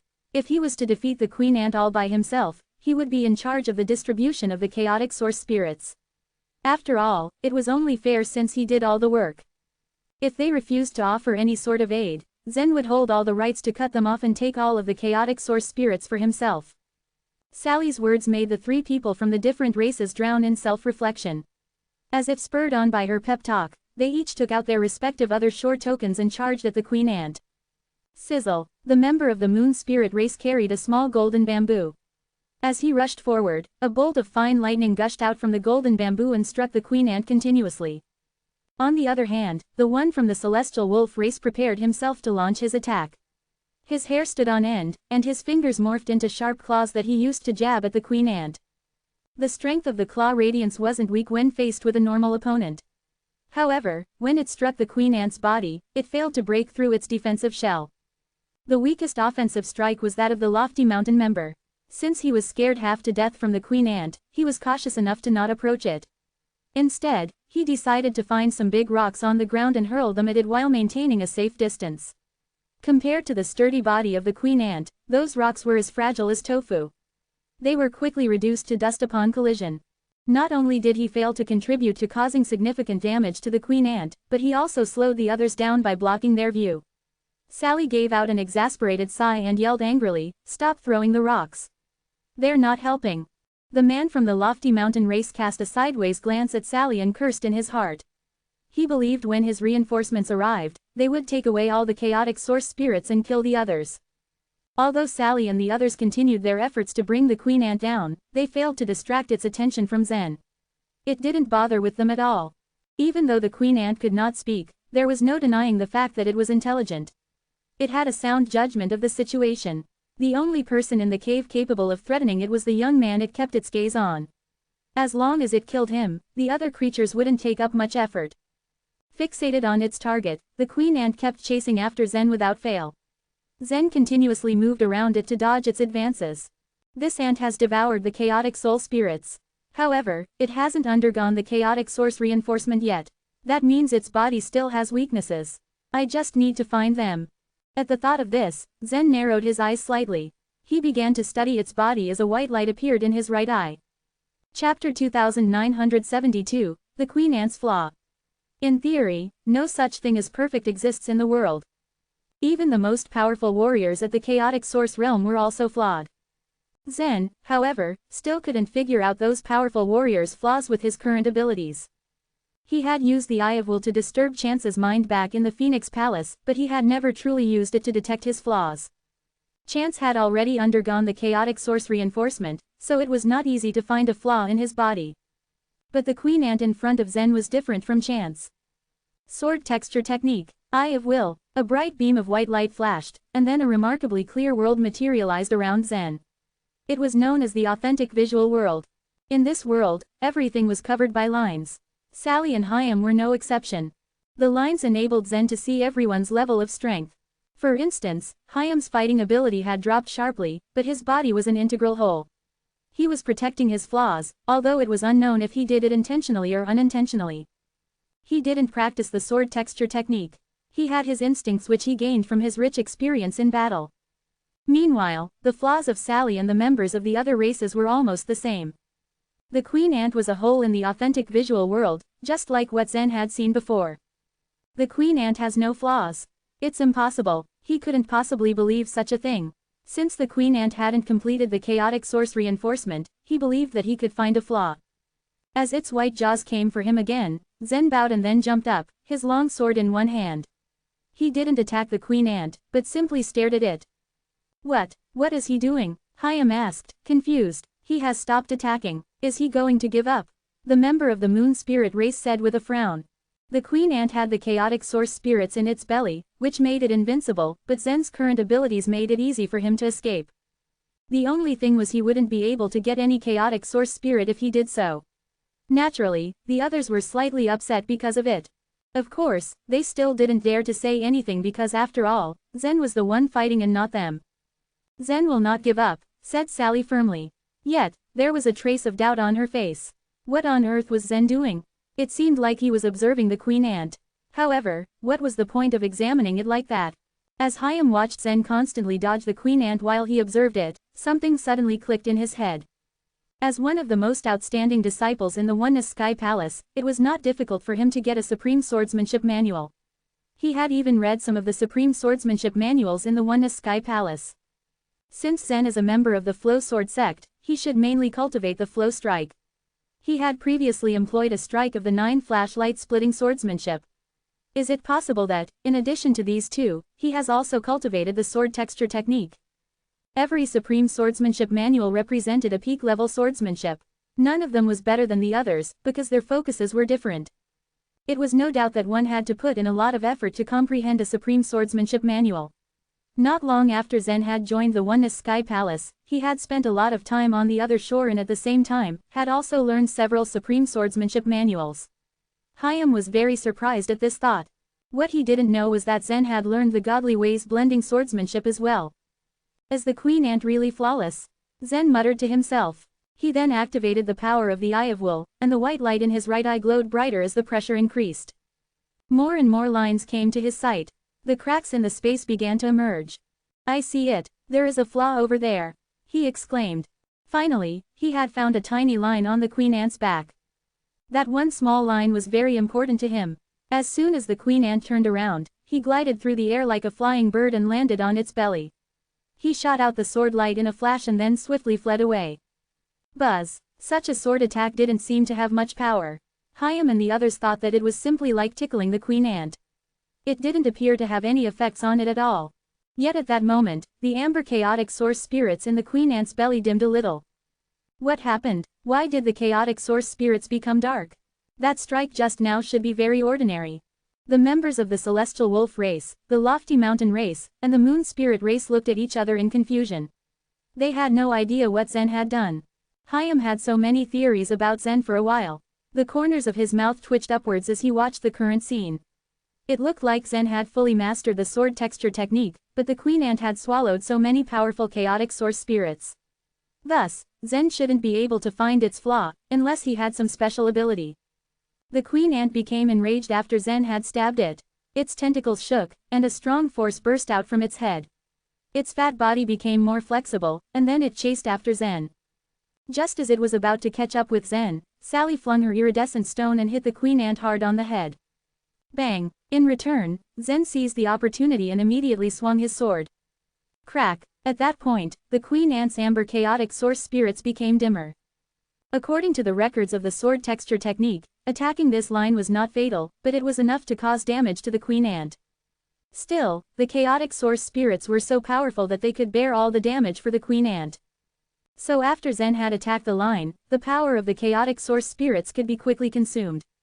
Bang! Ding! Clank! He didn't fight the queen ant head-on, but instead took the chance to strike with his sword again. If the distance was too long, he would attack with his sword radiance. The queen ant's reaction was quick, but given its body structure, it couldn't protect the thin line. It was beaten, but it couldn't do anything to Zen no matter how hard it tried to fight back. After Zen stabbed with his sword for more than 10 times, the chaotic source spirits in the queen ant's stomach were exhausted and turned into gray particles. Once that was done, Sally threw out her iridescent stone again. Bang! The iridescent stone hit the queen ant's belly hard and its belly crumpled on itself. Sally's eyes were filled with delight. The queen ant is dying, she exclaimed excitedly. Sizzle, sizzle, sizzle. The queen ant was in a great deal of pain. Its two tentacles collided against each other as it let out a strange, roar-like sound. Soon enough, the other races joined the fight. The queen ant had lost the protection of the chaotic source spirits, and couldn't defend itself anymore. In the blink of an eye, bruises were scattered all over its body. Despite having drained its chaotic source spirits, the queen ant still had its powerful other shore token. Splash! Alas, the queen ant couldn't release enough strength after its chaotic source spirits were spent, and its body became much weaker. It unleashed its other shore power for the last time and then rushed to the stone pillar like a galloping rhinoceros. In fact, the stone pillar was not the queen ant's lair. Its actual shelter was a huge maze that connected to the bottom of the cave, stretching thousands of feet. The queen ant had only appeared because Zen had slaughtered all of its offspring. The queen ant was full of regret. If it had known such a thing would happen, it would have hidden in its lair instead, and wouldn't have ended up in misery. It didn't expect that this young human man could find its only flaw. Puff! The moment the queen ant was about to go into the cave under the pillar, Zen threw his long sword. The sharp silver sword went directly through the queen ant's head, and pinned it to the ground. Chapter 2973, Collapse. After the chaotic source spirits lost their power, the Queen Ant's defensive power dropped significantly. However, even without that added defense, the Queen Ant remained resilient. It continued to struggle in futility for its life, fighting to stand despite the sword that was deeply lodged through the side of its head. The three warriors from the Lofty Mountain race, the Moon Spirit race, and the Celestial Wolf race were overjoyed at the scene. Not willing to waste such a wonderful opportunity, the three of them quickly rushed towards the dying Queen Ant. Sally and Hyam were left in the dust as the three ran.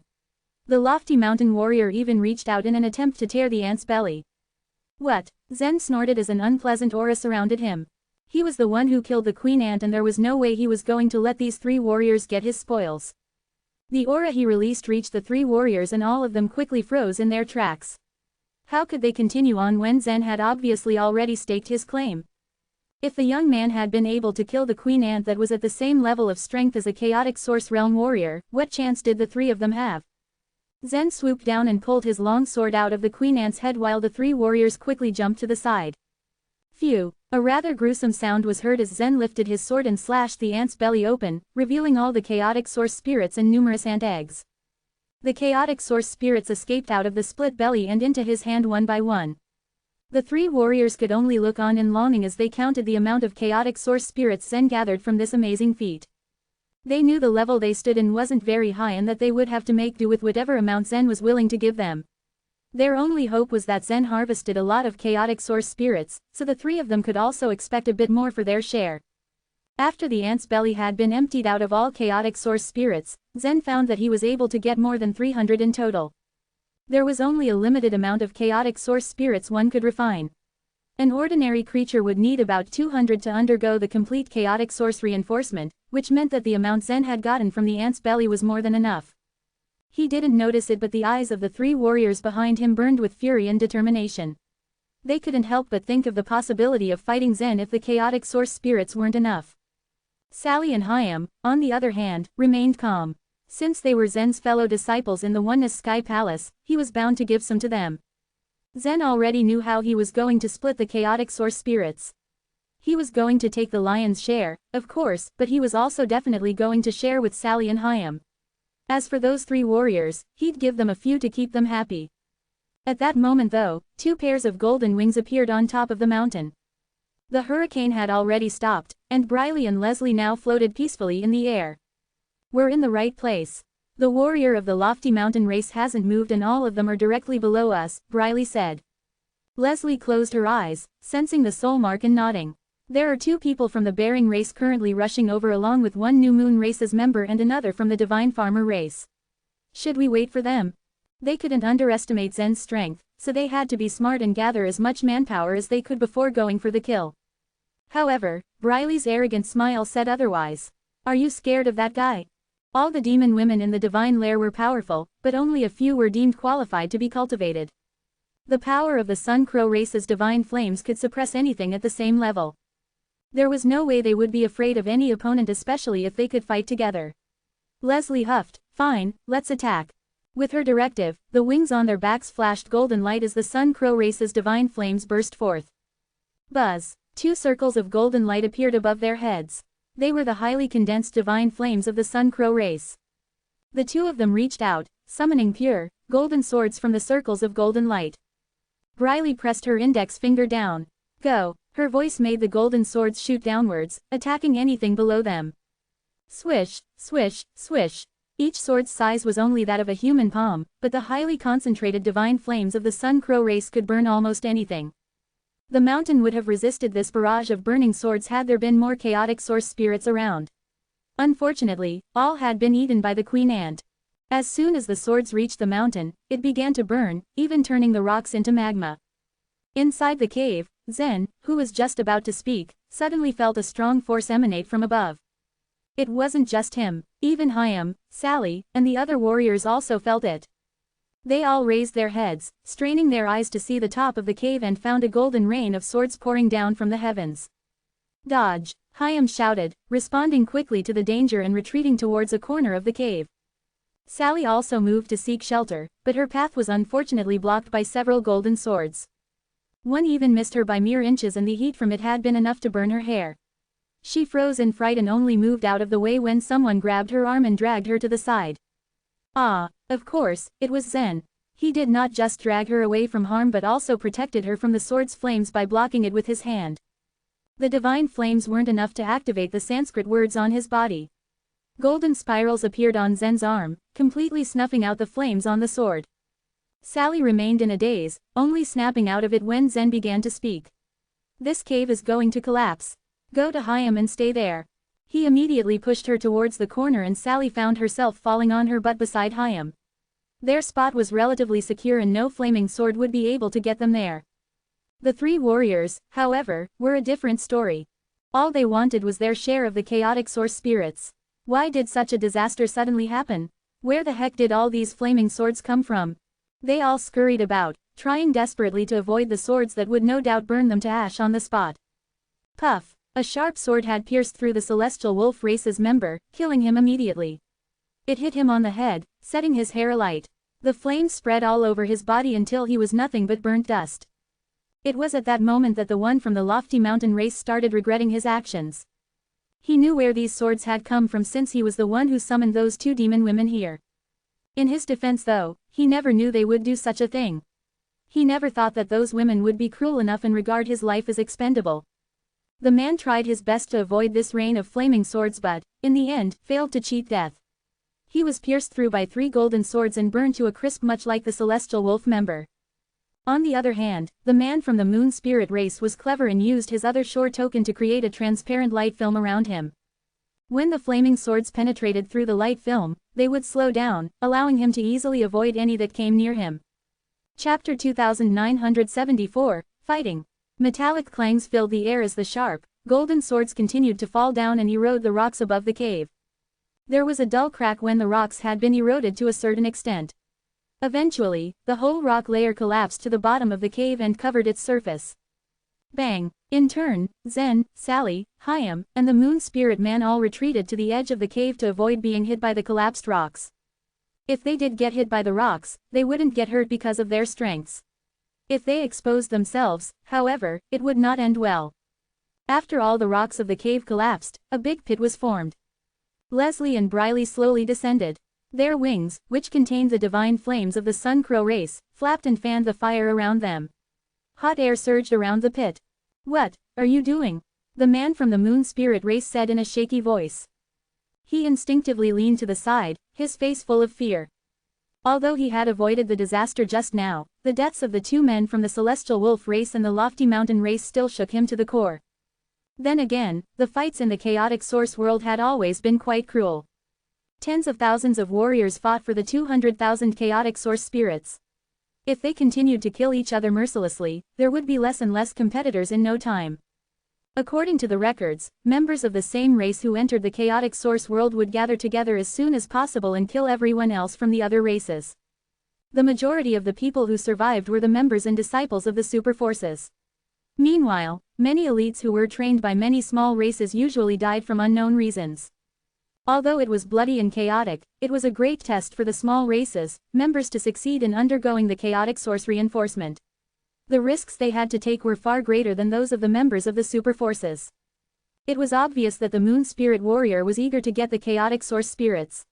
Now, his hopes were crushed when he ended up in such a terrible situation. Leslie glanced at him and didn't show any changes in her expression. In her eyes, the man from the moon spirit race would become a hindrance to her if he stayed there. She gently pointed to the moon spirit warrior with her index finger. A golden strip of light burst from her fingertip and transformed into numerous golden fire birds, which charged straight towards the man.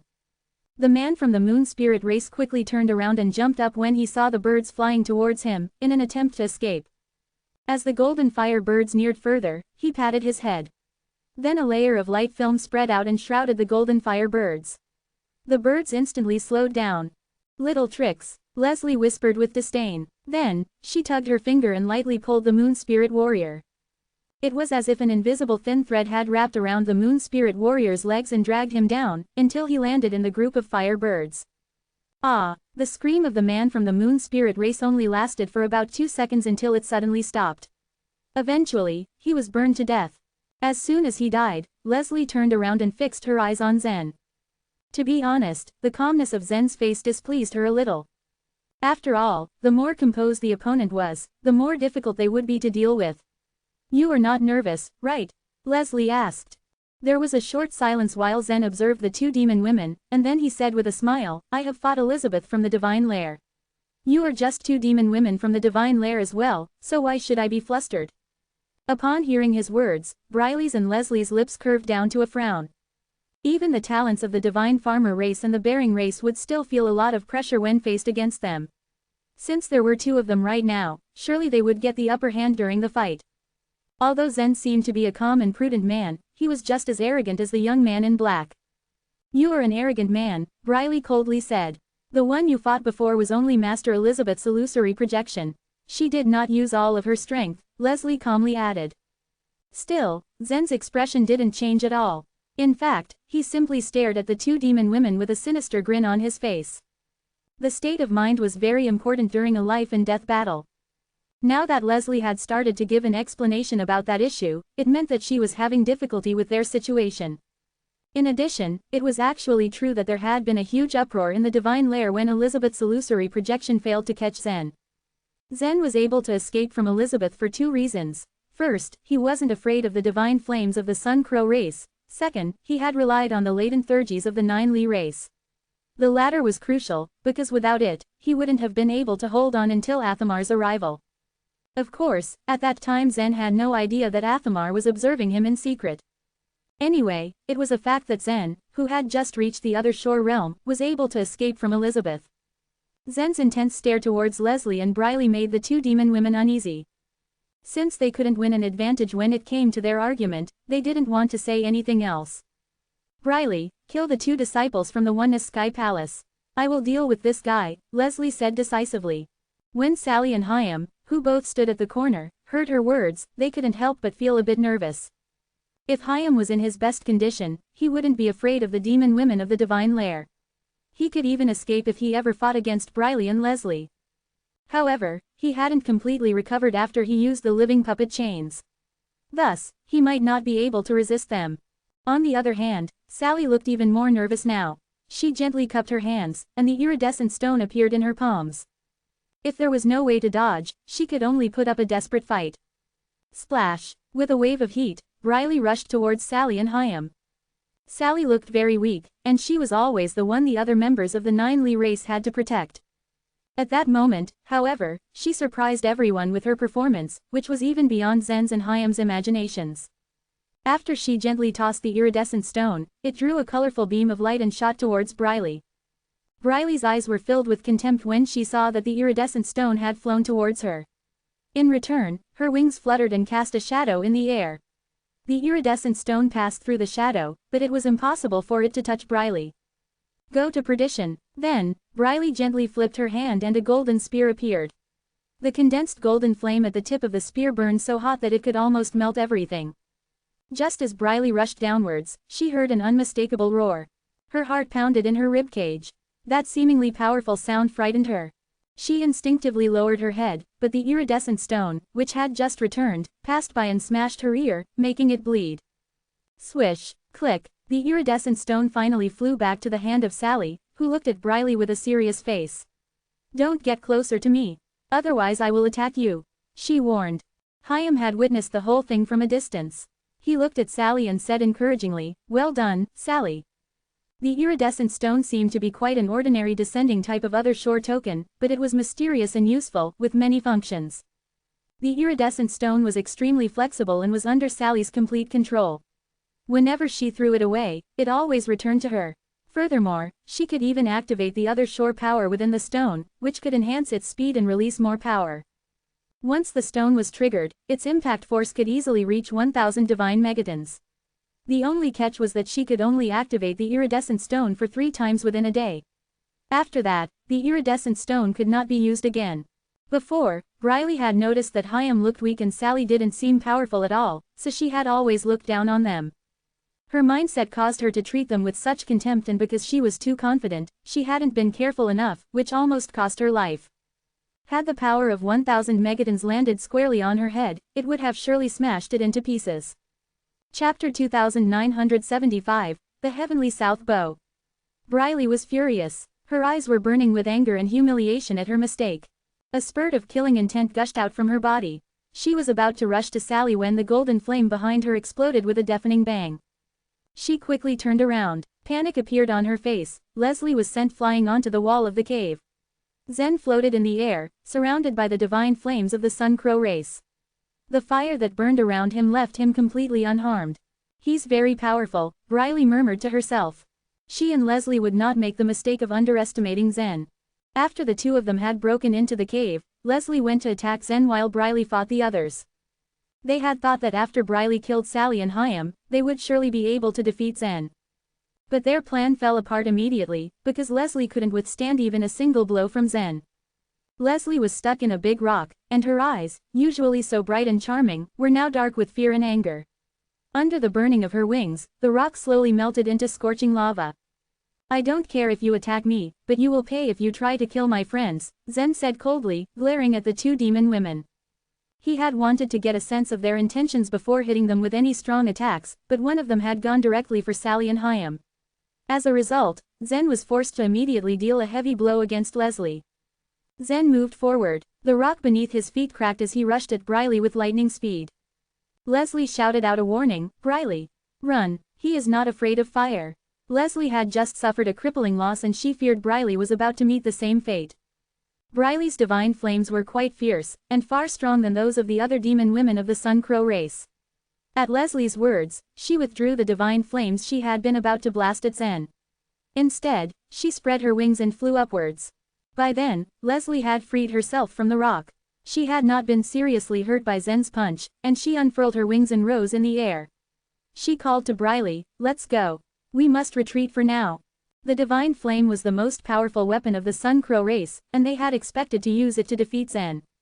But since Zen was not at all threatened by the flames, they had no chance of winning this battle, so they had to retreat and figure out a different plan.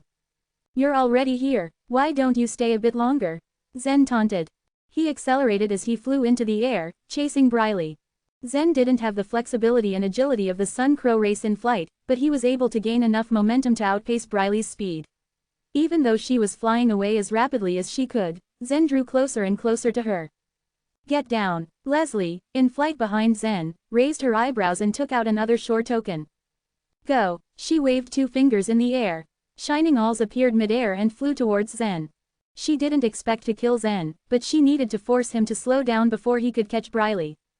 The shining alls had a very strong penetrating power. If Zen failed to dodge them, they would pierce his skin and leave bleeding injuries on his body. Zen snorted. He summoned the Shade Stone liquid to protect his back. There was a series of clanging sounds as the alls hit Zen one after another. The shining alls could penetrate almost everything, but they couldn't penetrate Zen's back. Leslie's mouth dropped open in shock. Briley, glancing behind her, saw what happened and was also stunned. Briley gritted her teeth. She spread her wings and pushed forward with all her strength, trying to fly faster. But her struggle was in vain. Since Leslie's attack had not slowed him down even a little, Zen flew closer to Briley. He was an arm's length from catching her. At that moment, however, the black smog of the chaotic source world started to surge around them again. The arrival of the black smog was an enormous advantage for Briley and Leslie. As members of the Sun Crow race, they had a much better sense of wind than most other creatures. As soon as they sensed a hurricane coming, they realized with excitement that there was a way to escape Zen.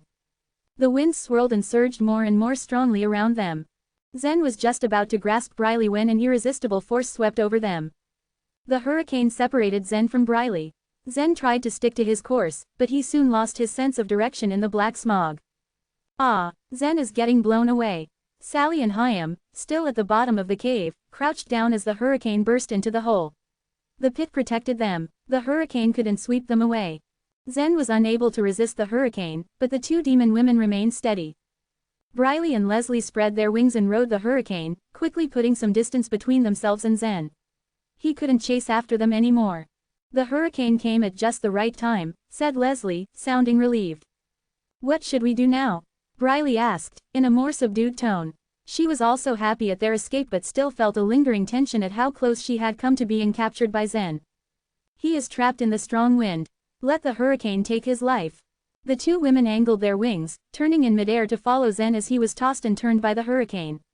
They made sure to stay a safe distance away from him. A huge transparent crystal appeared above Leslie's head.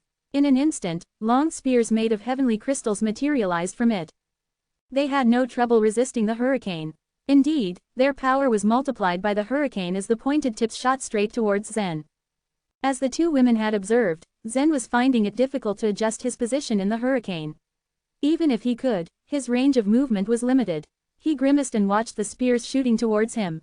A clanging sound could be heard over the sound of the wind, as the spears hit Zen's body and cracked into pieces upon impact. He used the shade stone liquid to protect himself, as he had no choice but to take the full force of the attack. A vicious smile appeared on Leslie's face. "I wonder how long you can hold on," she called out to him. She believed that Zen wouldn't be able to resist her heavenly crystal bombardment for too long. After all, he hadn't even reached the chaotic source realm. And indeed, even if he had, he should have a limit. Beyond this limit, he would run out of strength to keep resisting the attack. Not even Zen could withstand the power of the heavenly crystals forever. However, unbeknownst to Leslie and Briley, Zen had the shade stone liquid that was different from the chaotic source spirit. Unlike the chaotic source spirit, the shade stone couldn't absorb power, and it wouldn't get tired. As long as the shade stone liquid was on Zen's back, it didn't matter how many times he was hit by the heavenly crystal spears. They wouldn't be able to pierce through his body. However, each time a heavenly crystal spear shattered into pieces on Zen's back, he felt the force of the blow, like a powerful punch. It made his body tremble, and his vital energy quivered violently. Moreover, Zen didn't have enough shade stone liquid to protect any other part of his body except his back. He was managing to angle himself so that the spears always hit his back, but eventually he would get tired and a heavenly crystal spear might pierce through his limb, or through the front of his torso. He had to figure out a way to counterattack. Briley, also flying nearby, waved her hand and brought out another shore token. She held a long, graceful bow that shone with a soft blue light. She raised the weapon and plucked at the bowstring, and a watery blue arrow appeared. Heavenly South Bow. This long bow was a 6th grade other shore token. It was the sacred item of a ruling civilization. The bow was the only one of its kind. The Heavenly South Bow was well known on the other shore. It had been used by the last head of the divine lair and cherished by its people for a long time. When Briley came along, the last head of the divine lair gave her the bow. Many had coveted the Heavenly South Bow, but she was the one chosen to wield this other shore token. To the south, Briley released the bowstring. A sharp, penetrating blue light shot out from the Heavenly South Bow. As soon as the blue light burst out, Zen felt its sharpness. His face darkened. Chapter 2976, an area insulated from wind. Zen gritted his teeth. He knew the shade stone liquid wasn't indestructible, but at this point, he had no choice. The shade stone liquid covered his back, like a thin sheet. If he was attacked with something that had high penetrating strength, it was possible it'd be able to pierce through it. Suddenly, a blue light shot at Zen. Eyes narrowed, he desperately searched for a solution. Because he was trapped in the hurricane, his control over his bodily movement was extremely limited.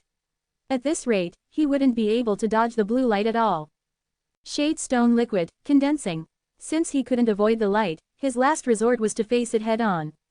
The shade stone liquid, which was scattered all over his back, suddenly gathered in one spot on his back.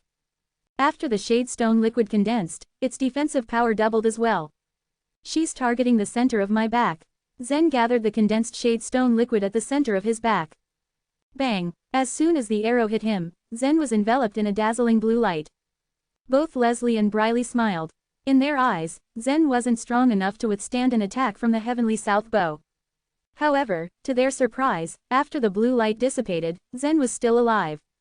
They froze in shock. Exchanging stunned glances, they were at a loss at what to do next. What? Briley stuttered, unable to conceal her shock. The Heavenly South Bow was her most powerful weapon. Moreover, it cost a lot just to use such a powerful other shore token. If they had known any other way to deal with Zen, Briley wouldn't have considered using the Heavenly South Bow. And yet, Zen had managed to survive Briley's supposed trump card. Ahem, Zen coughed. With a frown, he spat out the golden blood. The blood dispersed in the whirling air quickly. In the end, the condensed shade stone liquid did save his life, but it didn't spare him from some internal injuries. Fortunately, his injuries weren't too bad. He knew he'd recover in no time. However, the hurricane kept on blowing, rendering him helpless. After all, the two women still targeted him. If they shot a few more arrows at him, he'd be done for.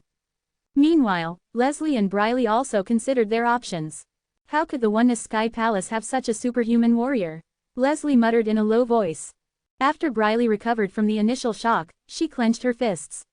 This only made her more determined to take Zen down.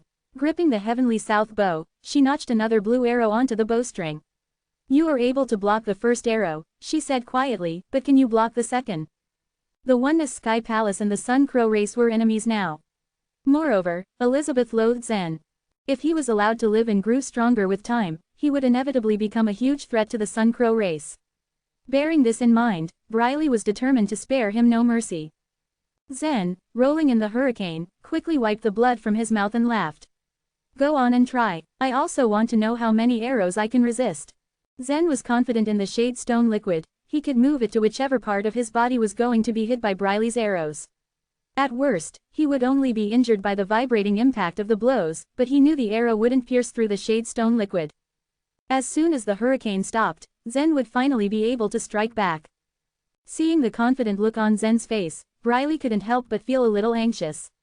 What if he could really resist all of the arrows? Briley, Leslie suddenly said, shoot 2 arrows at the same time. Aim for his head with one, and his cinnabar field with the other. Although Leslie did not understand how the Shade Stone liquid worked, she could tell that Zen would be able to block the second arrow. She also knew that once the hurricane died down after 5 minutes, Zen would have the upper hand, and they'd be forced to retreat. They needed to be smart about this. Briley nodded. With a tap of her finger, another blue arrow appeared on the bowstring. Taking a deep breath, she took steady aim at Zen.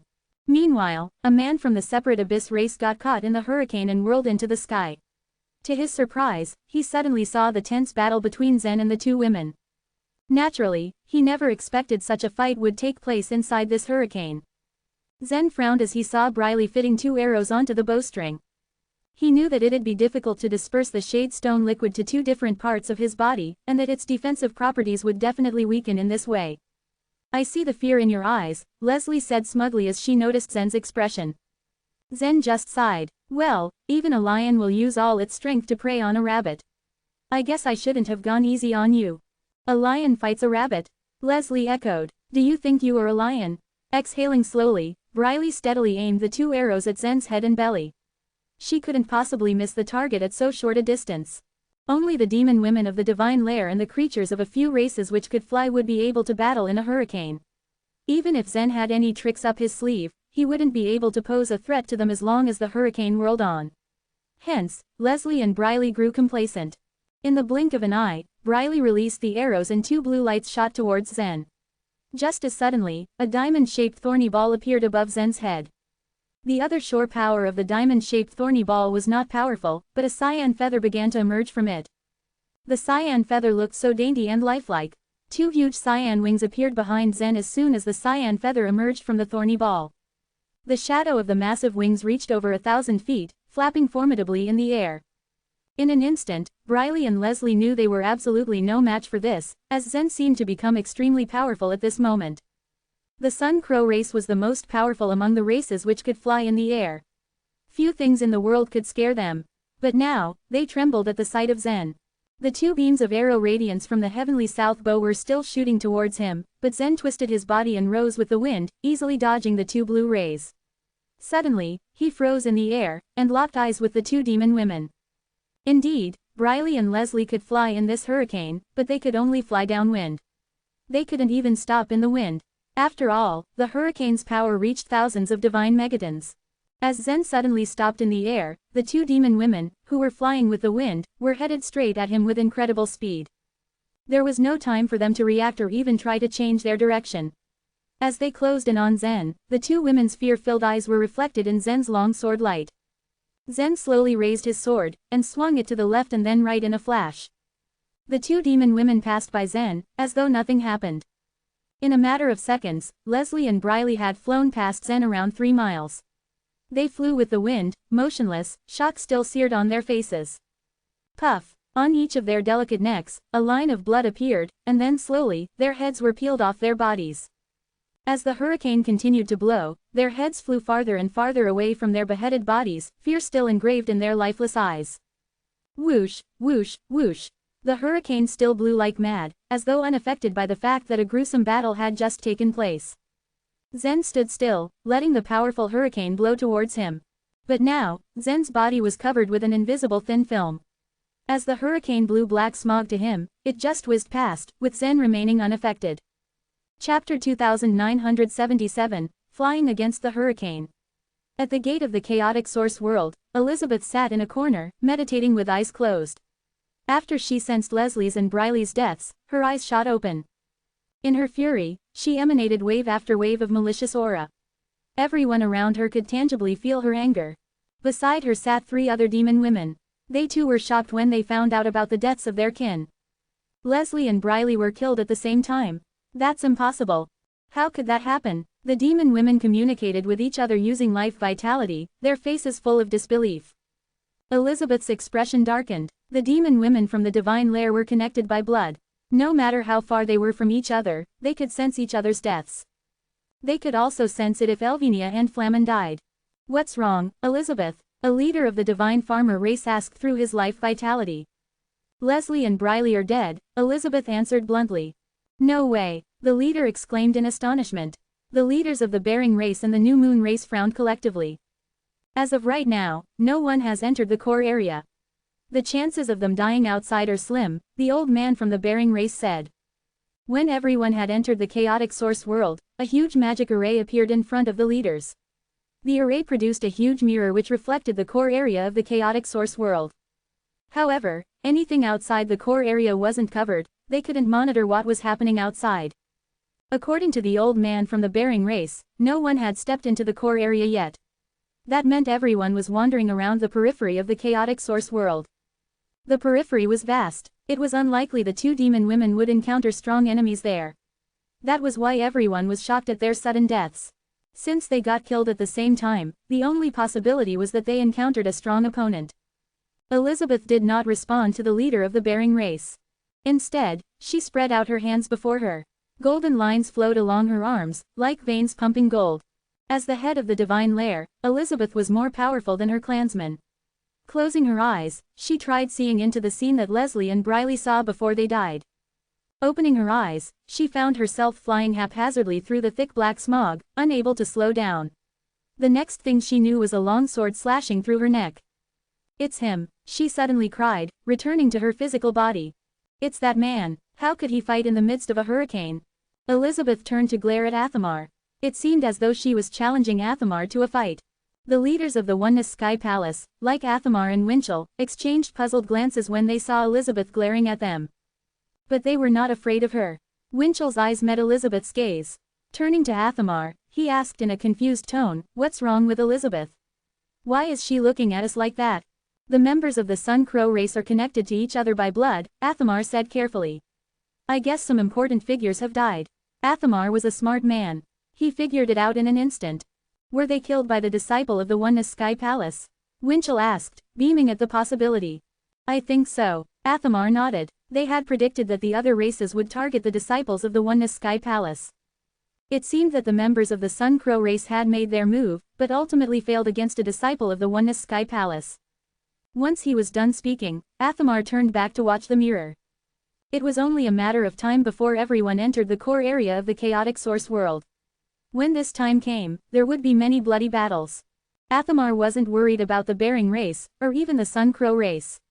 What he was worried about was the young man in black who came from the black ship. The man was extremely hostile to Zen. No doubt there would be a fierce battle. Some non-human races surged forward, forced by the hurricane. When they passed by Zen, who calmly stood still amidst the whirling wind, their eyes popped open in shock. They all wondered in awe how he was able to resist this hurricane. "A single feather from the Wing King sheltered me from the hurricane with thousands of divine megatons of force. I wonder how powerful the Wing King truly is." Even Zen was surprised. Just now, he faced 2 powerful demon women in the hurricane. But the moment he pulled out the feather, he had defeated them in one swift blow. Moreover, the strong wind didn't faze him at all. This other shore token was definitely much more powerful than any other bodily movement skill or theurgy. No wonder the Wing King was considered the strongest master of a ruling force. Swish, swish, Zen flew against the direction of the wind, without slowing down. He headed for the collapsed cave. Initially, he had planned to look for the space rings of Leslie and Briley. They must have a lot of magic weapons. Even though they might not work for him, he could give them to Sally and the members of the 9 Lee race. However, when Leslie and Briley were killed, their bodies were blown away by the hurricane. It was quite difficult to find them. Finally, Zen retreated to look for the others. Inside the collapsed cave, Sally and Hyam were hiding in a narrow space, just big enough to shield them from the whirling wind. Just then, the full force of the hurricane surged forward on top of the cave, slicing through some stones like a knife. Although the two were protected, they crouched uncomfortably. Sally had been worried about Zen and constantly tried to locate him through the soul mark. At first, Zen had quickly flown away. But at some point, he suddenly stopped. Sally froze for a moment. She thought the hurricane had stopped, but when she looked up, she found that it was still whistling. It had only been a few minutes. The hurricane wouldn't stop so soon. I wonder if Zen rushes into another cave to take shelter, Sally pondered worriedly. Later, Zen was actually flying towards them amidst the hurricane. Feeling the soul mark vibrate, Sally covered her mouth in shock. Sally, what's wrong with you? Hyam, noticing her strange behavior, looked at her curiously. It's Zen, she exclaimed, her face full of disbelief. He's coming to us. Impossible, Hyam shook his head, unless he's flying in the underground. Absolutely not, how could he move so quickly in the underground? He must be flying in the sky, Sally said with certainty. Don't be silly, Sally. No one can resist this hurricane. Even the omnipotent Zen can't do it, said Hyam with a smile. The warriors at the chaotic source realm possessed thousands of divine megatons of force, so they could resist the hurricane. Even though Hyam didn't believe Sally, her expression was so resolute that even he faltered. He'll be here soon, Sally said confidently. She knew that Zen was closing in on them. In no time, they saw Zen freely flying in the hurricane like a lithe bird in the springtime. Steadily, he landed in the middle of the cave. Chapter 2978, Stench of Blood. Hyam stared right at Zen, unable to utter a single word. Zen really did fly in the air, against the hurricane. The power of the hurricane was too strong, there was no way Zen could have survived even with the protection of the cave. Hyam knew that if the roles were reversed, he would have been swept away already. But from the looks of it, Zen didn't seem to be affected at all. Sally, on the other hand, was hardly surprised. All along, she believed that Zen flew against the hurricane. She didn't even bother thinking about how Zen did it, what mattered was that he was successful. After moments of wondering, Hyam decided it was best to just ask Zen. Zen, how in the world did you make it? I used another shore token, Zen replied frankly. Another shore token? Hyam was in awe. What kind of other shore token could be so powerful as to resist a full-blown hurricane like that? Even the 6th grade other shore tokens at stage 13 of the Lust World still wouldn't be able to demonstrate such resilience. Though Hyam still had many questions, he chose not to ask anything more. Usually, other shore realm warriors made sure to keep their other shore tokens in secret. Although there were many people in the source world who had classified the other shore tokens, many other shore tokens were still mysteries and unknown to people other than the holder. Once those other shore tokens were used, they would have miraculous effects. Zen, Sally asked as her eyes widened, where are the 2 demon women? Were they blown away by the hurricane? No, Zen shook his head, I killed them. The casual tone in Zen's voice made Hyam's eyelids twitch ever so slightly. By the fact that Zen's strength was not inferior to that of the 2 demon women and he could fly unharmed in the hurricane, they probably had nothing against him. Whoosh, whoosh, whoosh. Eventually, the hurricane gradually subsided and disappeared into the air. Hyam and Sally got out of the crack. They patted down the bodies of the several non-human creatures and checked their belongings. Afterwards, the treasures in their space rings were divided between the two. Sally had taken a large portion of the treasures. Though she had no personal interest in the weapons, she figured that her brothers might need them considering that their weapons were too common. Zen, being the almighty and gracious, didn't take anything. Once all the treasures were settled, Zen took out the chaotic source spirits and began to distribute them. Originally, he had planned to give a number of chaotic source spirits to the several warriors of the other 3 races. Since they ended up dead, Zen was able to keep that part for himself. In the end, Zen kept over 160 chaotic source spirits himself, and gave 70 to Sally and Hyam respectively. By the looks of it, even if we don't enter the core area of the chaotic source world, we can gather enough chaotic source spirits. Hyam pointed out. Only very few chaotic source spirits can be found in the periphery of the chaotic source world. Usually, smashing a mountain into pieces could generate only 1 or 2 chaotic source spirits, much like Zen's first experience. He destroyed many rocks but only found 1, and sometimes, he found nothing at all. They got lucky with the special cave. How the queen ant swallowed so many chaotic source spirits was a mystery. However, they couldn't help but be grateful because it became easier for them to collect the chaotic source spirits. This amount of chaotic source spirits is still not enough, continued Hayam, we should still seek them out in the inner part of chaotic source world, he suggested. Zen nodded in agreement. With the help of the soul marks, he found that Elvenia, Dorothy, and the members of the 9 Li race were sent far away due to the hurricane. But on the whole, they were all headed towards the center of the chaotic source world. Both Dorothy and Elvenia attempted to get closer to Zen, but the hurricane would arrive and take them away every 5 minutes. It was too difficult for any of them to approach Zen as it would purely depend on luck, so they eventually gave up. All they knew was that the hurricane whirled from the south to the north, so Zen, Sally and Hayam flew towards the western area. After the 3 of them flew in the air for about 5 minutes, Hayam looked at the black smog and said, the hurricane is coming back soon. Though the hurricane came without any warning, it was always punctual. Among the 3, Zen did not fear the hurricane. It was Hayam and Sally who had to secure a place to hide. Deep in thought, Zen scanned his surroundings and found nothing that could be of use. Without warning, he rushed down, jumped in the air, and began smashing into the ground. Bang! Just like that, Zen had created a cave that was 10 foot deep into the ground. He'd been saving this plan for a time when he'd need it. Before, Zen would just go with the wind because he just entered the chaotic source world and was clueless with where to go. Now that they needed a place of protection, he felt that it was the best time to execute his plan. The trio hid safely in the cave for 5 minutes. After the hurricane had settled, they climbed out of the makeshift cave and continued to fly west.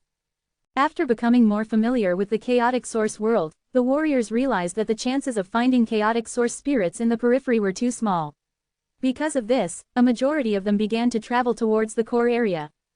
Some had traveled a long way, only to be blown further back by the relentless hurricane.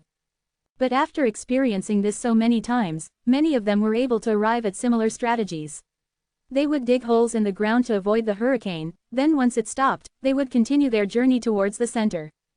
To the 3's luck, they found 4 caves already dug as they traveled. This saved them time and energy as they didn't even need to dig by themselves. All they had to do was get inside and hide. Less than an hour of traveling had passed and another low mountain appeared beneath Zen. Oddly enough, the entire mountain was scorched black, and there were sword marks slashed across its surface. Some parts were riddled with holes. It seemed as if a serious battle had happened here. Let's go down and have a look, Zen suggested. He pointed at the mountain for Sally and Hayam to see. Zen began to move closer towards the mountain, with Sally and Hayam right behind him. Due to the hurricane, traces of the battle were close to non-existent. If anyone had died, their bodies would have been swept away and moved elsewhere. However, thanks to Zen's spiritual sense that scanned the area, he soon found a huge cave at the back of the mountain. The 3 flew to the back of the mountain. At the entrance of the cave, they began to cough and gag as the heavy stench of blood permeated the air. What they saw in the cave stunned each of them. Dozens of bodies of non-human creatures were scattered across the ground. Their corpses were dismembered and incomplete. Hayam tried his best to absorb the horror before him. He looked over the scene, but something caused him to do a double take. He glanced at a body and gasped, "That's Guillermo," he said, pointing at the body. Guillermo from the Bright Mountain. He rushed towards the edge of the cave where a corpse was embedded in a crack on the wall. Half of his body had been damaged by explosion, but his features were still recognizable. Because Hayam came from Bright Mountain, he knew Guillermo Wang very well, who was one of the best disciples. Seeing his tragic death had brought Hayam to tears. "I wonder who did this," he sighed. "It's too cruel." Zen, on the other hand, had something else in mind. He observed all the corpses and noticed something about them. All the corpses, space rings were missing. Whoever did this didn't only kill people, but also looted their belongings. Killing all these people took outstanding strength. But on the other hand, outstanding creatures who had the ability to do this were all arrogant and they despised such an act. With a motive to take space rings, this murder was out of Zen's comprehension. How could someone do this? The image of the evil god appeared in Zen's mind. He might be the one responsible for this scene as Zen could think of no one else that had such a way of doing things. As Zen continued to think, he heard a gnawing groan close by. He rushed to the direction where the sound came from. Then he saw a huge body of someone from the Separate Abyss race. The bodies of Separate Abyss race were known to be extremely tough and resilient. To Zen's surprise, the warrior who groaned was severely injured, but he was still alive. Chapter 2979, Being Chased. The wounds on the Separate Abyss warrior's body had stopped bleeding. But there were still black snakes the length of a forefinger slithering on the wounds. These little creatures were supposedly transformed by energy. When he heard Zen's footsteps approaching, his eyes widened like that of a frightened bird. When Zen's image grew clearer, a look of horror filled the warrior's eyes, his body unconsciously curled up in defense. The Separate Abyss race was a powerful force, a near-perfect race indeed. They had the Abyss Spirit race to protect them on the other shore, after all. Their power assured them of the potential to eventually become a ruling civilization among the many superpowers. They looked down upon the other races with great pride and arrogance. But the moment the warrior spotted Zen, fear wiped away any hint of arrogance on his face. He trembled in fear like prey that had spotted its hunter. What happened here? Zen asked, examining the area. While the warrior was sure Zen had come to take his life, the latter's question made him realize that Zen held no animosity towards him. For a moment, he paused and looked at Zen strangely before saying, "That guy, the one who calls himself the evil god, when he entered this place, he began slaughtering everyone in his path." Indeed, such was the work of the evil god. Zen's guess was proven, then. It was known that many races killed each other off in the chaotic source world. But with everyone scattered, most warriors were vigilant in meeting strange opponents. So long as the two races didn't carry deep grudges, they were even willing to cooperate. The cave was far larger than the one Hayam and the others had first discovered. More creatures of different races were also there to explore. It was impossible for an ordinary warrior to slaughter so many people at a time. The evil god may be powerful, but he couldn't have killed so many people at once. Couldn't you have just run away? Zen asked. Even with the hurricane blowing, the warriors there should have been able to flee. Getting blown away by the hurricane was preferable to getting slaughtered by the evil god, anyway. But the fear grew on the warrior's face upon hearing Zen's question. His other shore token is strange, it's an entire world. He controlled the world, and we had no chance of escaping. If it wasn't for my other shore token, the death-feigning beast, I would have died along with the others for sure. The death-feigning beast was a creature from stage 11 of the other shore. Taming the living beings on the other shore was no easy task, but the Abyss Spirit race had controlled the entire stage 11, so they naturally had ways to make it. But the death-feigning beasts were not powerful on their own, and few people would fuse with such other shore tokens. Back then, the Separate Abyss race had entrusted the ear-mice to auction off the death-feigning beasts. Even if the price was reasonable, rarely did anyone buy them. Some other shore realm warriors chose to merge with a death-feigning beast after cultivating the second kind of truth of godly way. When such a token was activated, the aura of the cultivator's inner world along with the cinnabar field was blocked. They were then left in a state of suspended animation. If a spiritual sense or the like was used to detect it, no sign of life would be sensed. It would be as though the cultivator was truly dead. But the evil god had killed so many creatures of various races at a time, so he didn't even bother checking each one individually. In truth, he cared little about a few of them escaping his slaughter, all that mattered was his satisfaction. And so this particular warrior of the Separate Abyss race managed to escape death. But the black four-legged snakes that attached to his wounds were still torturing him to death. Removing them was no easy task. A world, Zen's eyes flashed as he asked, "Hayam, have you heard of a similar other shore token?" The civilization artifact was not a world. It merely represented a civilization that connected the entire Regal Jade City. With the help of the Regal Jade Spirit, Zen could receive the help of the entire Regal Jade civilization as well. Like during the hurricane, the Regal Jade Spirit pulled out a feather of the Wing King from the civilization artifact and helped him resist the calamity. "Bloody descent," Hayam said after a pause. "What?" Zen asked curiously. "The leader of our Bright Mountain has another shore token of the descending type. But instead of an item, it is a special world that descends," Hayam explained. Such other shore tokens could only be owned by the most powerful masters of the source world. This so-called evil god. "He's that young man in black," Zen said. For a moment, Hayam stared at Zen wordlessly. The young man clad in black hadn't introduced himself yet. At the thought that Zen's inner world had actually created such a terrifying existence, Hayam was utterly speechless. A freak created a freak, he thought to himself. This evil god can only move around in the 13 stages of the lust world. I'm afraid it's unlikely that he'll manage to obtain such another sure token, Hayam said, shaking his head.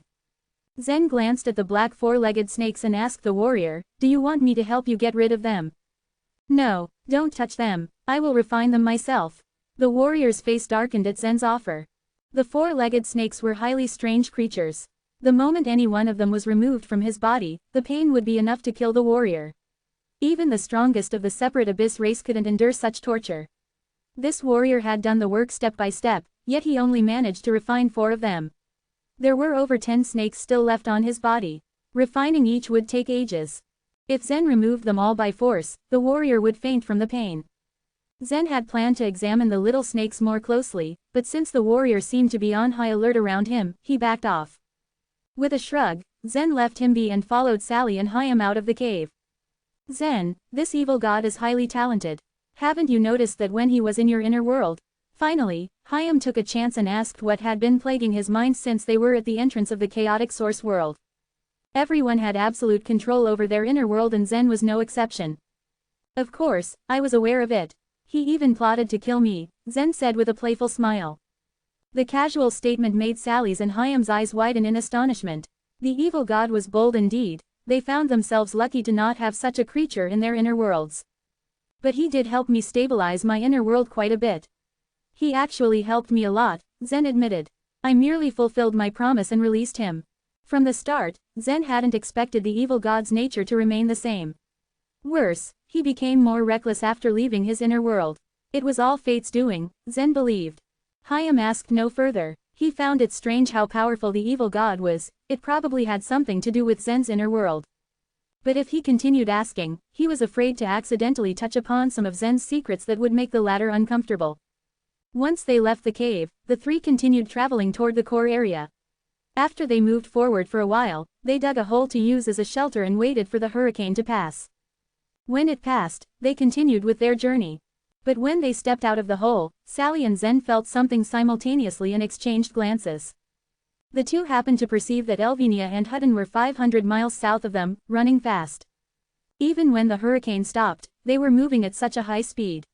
Either they were chasing someone or were being chased. Zen and Sally were both inclined to believe it was the latter. Chapter 2980, Dangerous Situation. Hutton and Elvinia's current state was far worse than what Zen and Sally had first imagined. Things were initially going great for Elvinia after entering the chaotic source world. The hurricane changed things though. She had tried to resist getting swept up in order to go to Zen, but it proved futile. In the end, the hurricane carried her farther and farther away from him. She traveled for over 1,000,000 miles, almost reaching the other end of the chaotic source world. Left with no other choice, Elvinia was forced to explore the world alone. The prospect didn't worry her that much though. As the Phoenix Palace's #1 disciple, Elvinia was by no means weak. Halfway through her journey, she had already encountered several dangerous situations along with a fight with a demon woman from the Sun Crow race. Elvinia was one out of the 2 people that remained on top of the Bering race's hit list, so that fight with the demon woman wasn't so strange. Fortunately, with her current strength, Elvinia managed to kill her pursuer with the tiniest bit of effort. With that taken care of, she went on to explore the chaotic source world for several hours and even obtained 3 chaotic source spirits. She would have normally advanced towards the core area at that point. The core area was smaller than the periphery and all members of the large races would gather there eventually, so Zen was no exception. However, since she was so desperate to find him, she made a bold choice and went along with the hurricane. Each time it appeared, it would carry her at least 60 to 70,000 miles. Elvinia would activate her bodily movement skill during this time to speed up further. It was by doing this that Elvinia managed to go around the entire chaotic source world. Hutton went for a much more normal course of action. When the hurricane came, he dug a hole in the ground and hid. He was worried about Sally and wanted to join her as soon as possible, but, after knowing the fact that she was with Zen through her soul mark, he quickly relaxed. He knew she would be safe and sound under his protection. Not long after that, Hutton bumped into Ephraim and other disciples of the Oneness Sky Palace. Ephraim didn't really know where Hutton was from but considered him as a disciple of the Oneness Mountain since he had come with Zen. This group of Oneness Sky Palace disciples Ephraim led moved as a unit that gradually grew in number as more and more people joined them. Most warriors preferred to travel alone, so their group really stood out, in a good way though. Since they were such a large group, no one dared provoke them. Even those from powerful races preferred to avoid any conflict with them. Ephraim's goal was clear: to head for the core area of the chaotic source world as fast as possible. His influence in the Oneness Sky Palace wasn't on the same level as Chaim's, but the other disciples followed his orders just the same. After all, Ephraim was strong and powerful. However, just 50,000 miles away from their destination, their group encountered some trouble. That said, trouble came in the form of enemy warriors coming from the Divine Farmer race, the Bearing race, and the New Moon race. Ephraim was ranked third in the second row of these races' hit list. A big fight inevitably erupted between the two forces. Now, Ephraim was strong, but he was far outnumbered by the elites that had banded together to defeat him. He got seriously injured after getting hit by their joint attack and thought he was going to die when the hurricane suddenly appeared and carried him to safety. The other disciples following him took advantage of this and also escaped. Those from the Divine Farmer race, the Bearing race, and the New Moon race went underground and waited for the hurricane to subside. Only 4 of their elites chose to ride the hurricane and chase after Ephraim. When the hurricane stopped, these 4 elites immediately caught up with several unlucky disciples of the Oneness Sky Palace. Hutton was one of those unlucky disciples. They wanted to kill him because he was regarded as a disciple of the Oneness Sky Palace by the 4 elites. However, there was no way he would tell them that he was actually from the 9 Li race. Either way, they'd kill him on the spot. As he ran for his life, fate came into play and had him bump into Elvinia. Noticing the 4 elites hot on his tail, Elvinia came forward to block them for him. Thus, the 2 of them banded together to fight off these 4 pursuers. Elvinia was valiant and even managed to gain the upper hand at some point. However, just as their 4 opponents were about to tap out, another warrior of the Bearing race suddenly arrived. He was strong, far surpassing the elites in terms of power, and wielded 2 powerful sabers as weapons. The appearance of this unexpected enemy drove Elvinia and Hutton in grave danger, and they were forced to retreat. Instead of just running aimlessly, they chose the path that could most likely help them escape. Elvinia had run in a circle around the world to approach Zen. The 2 of them moved towards each other and the distance between them was beginning to close. The young man in a white robe chased after Elvinia. "I've heard about you in the Bearing race. Your strength is worth your reputation, so why do you refuse to fight with me?" This man was Adonis Yu, a collateral descendant of the Bearing race. He was not a direct descendant, but he was extremely valuable to his race owing to his extraordinary talent.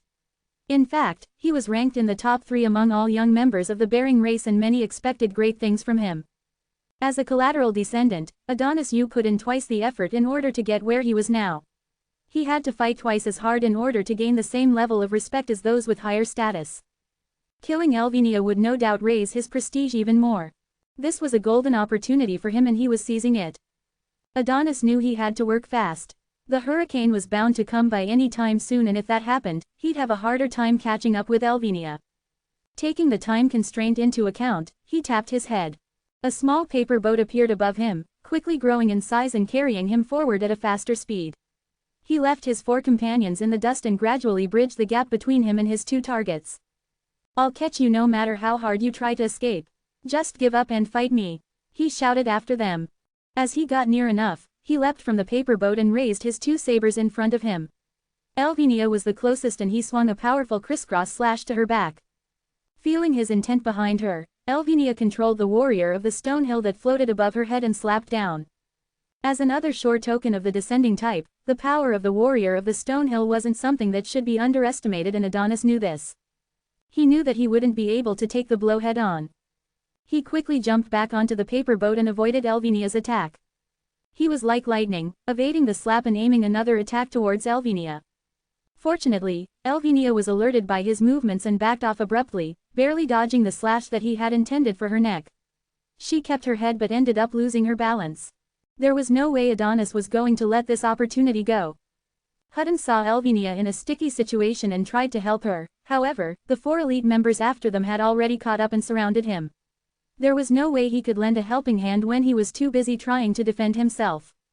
Swish, swish, swish. It was like a dance against death's sharp claws as Elvinia dodged Adonis's sabers, contorting into awkward stances due to her precarious position. Her breath hitched each time the sabers were too close to her. It was a game of defense and offense. Elvinia kept her guard up for a while, but eventually, she showed an opening. Adonis seized this chance and hacked down. If he landed this strike, then he would be able to cut her in half and end this fight. At such a critical moment, a beam of colorful light suddenly shot towards him and hit his blade. Bang! There was a deafening crashing sound as the light hit his saber, knocking it away. That powerful force had come from the iridescent stone.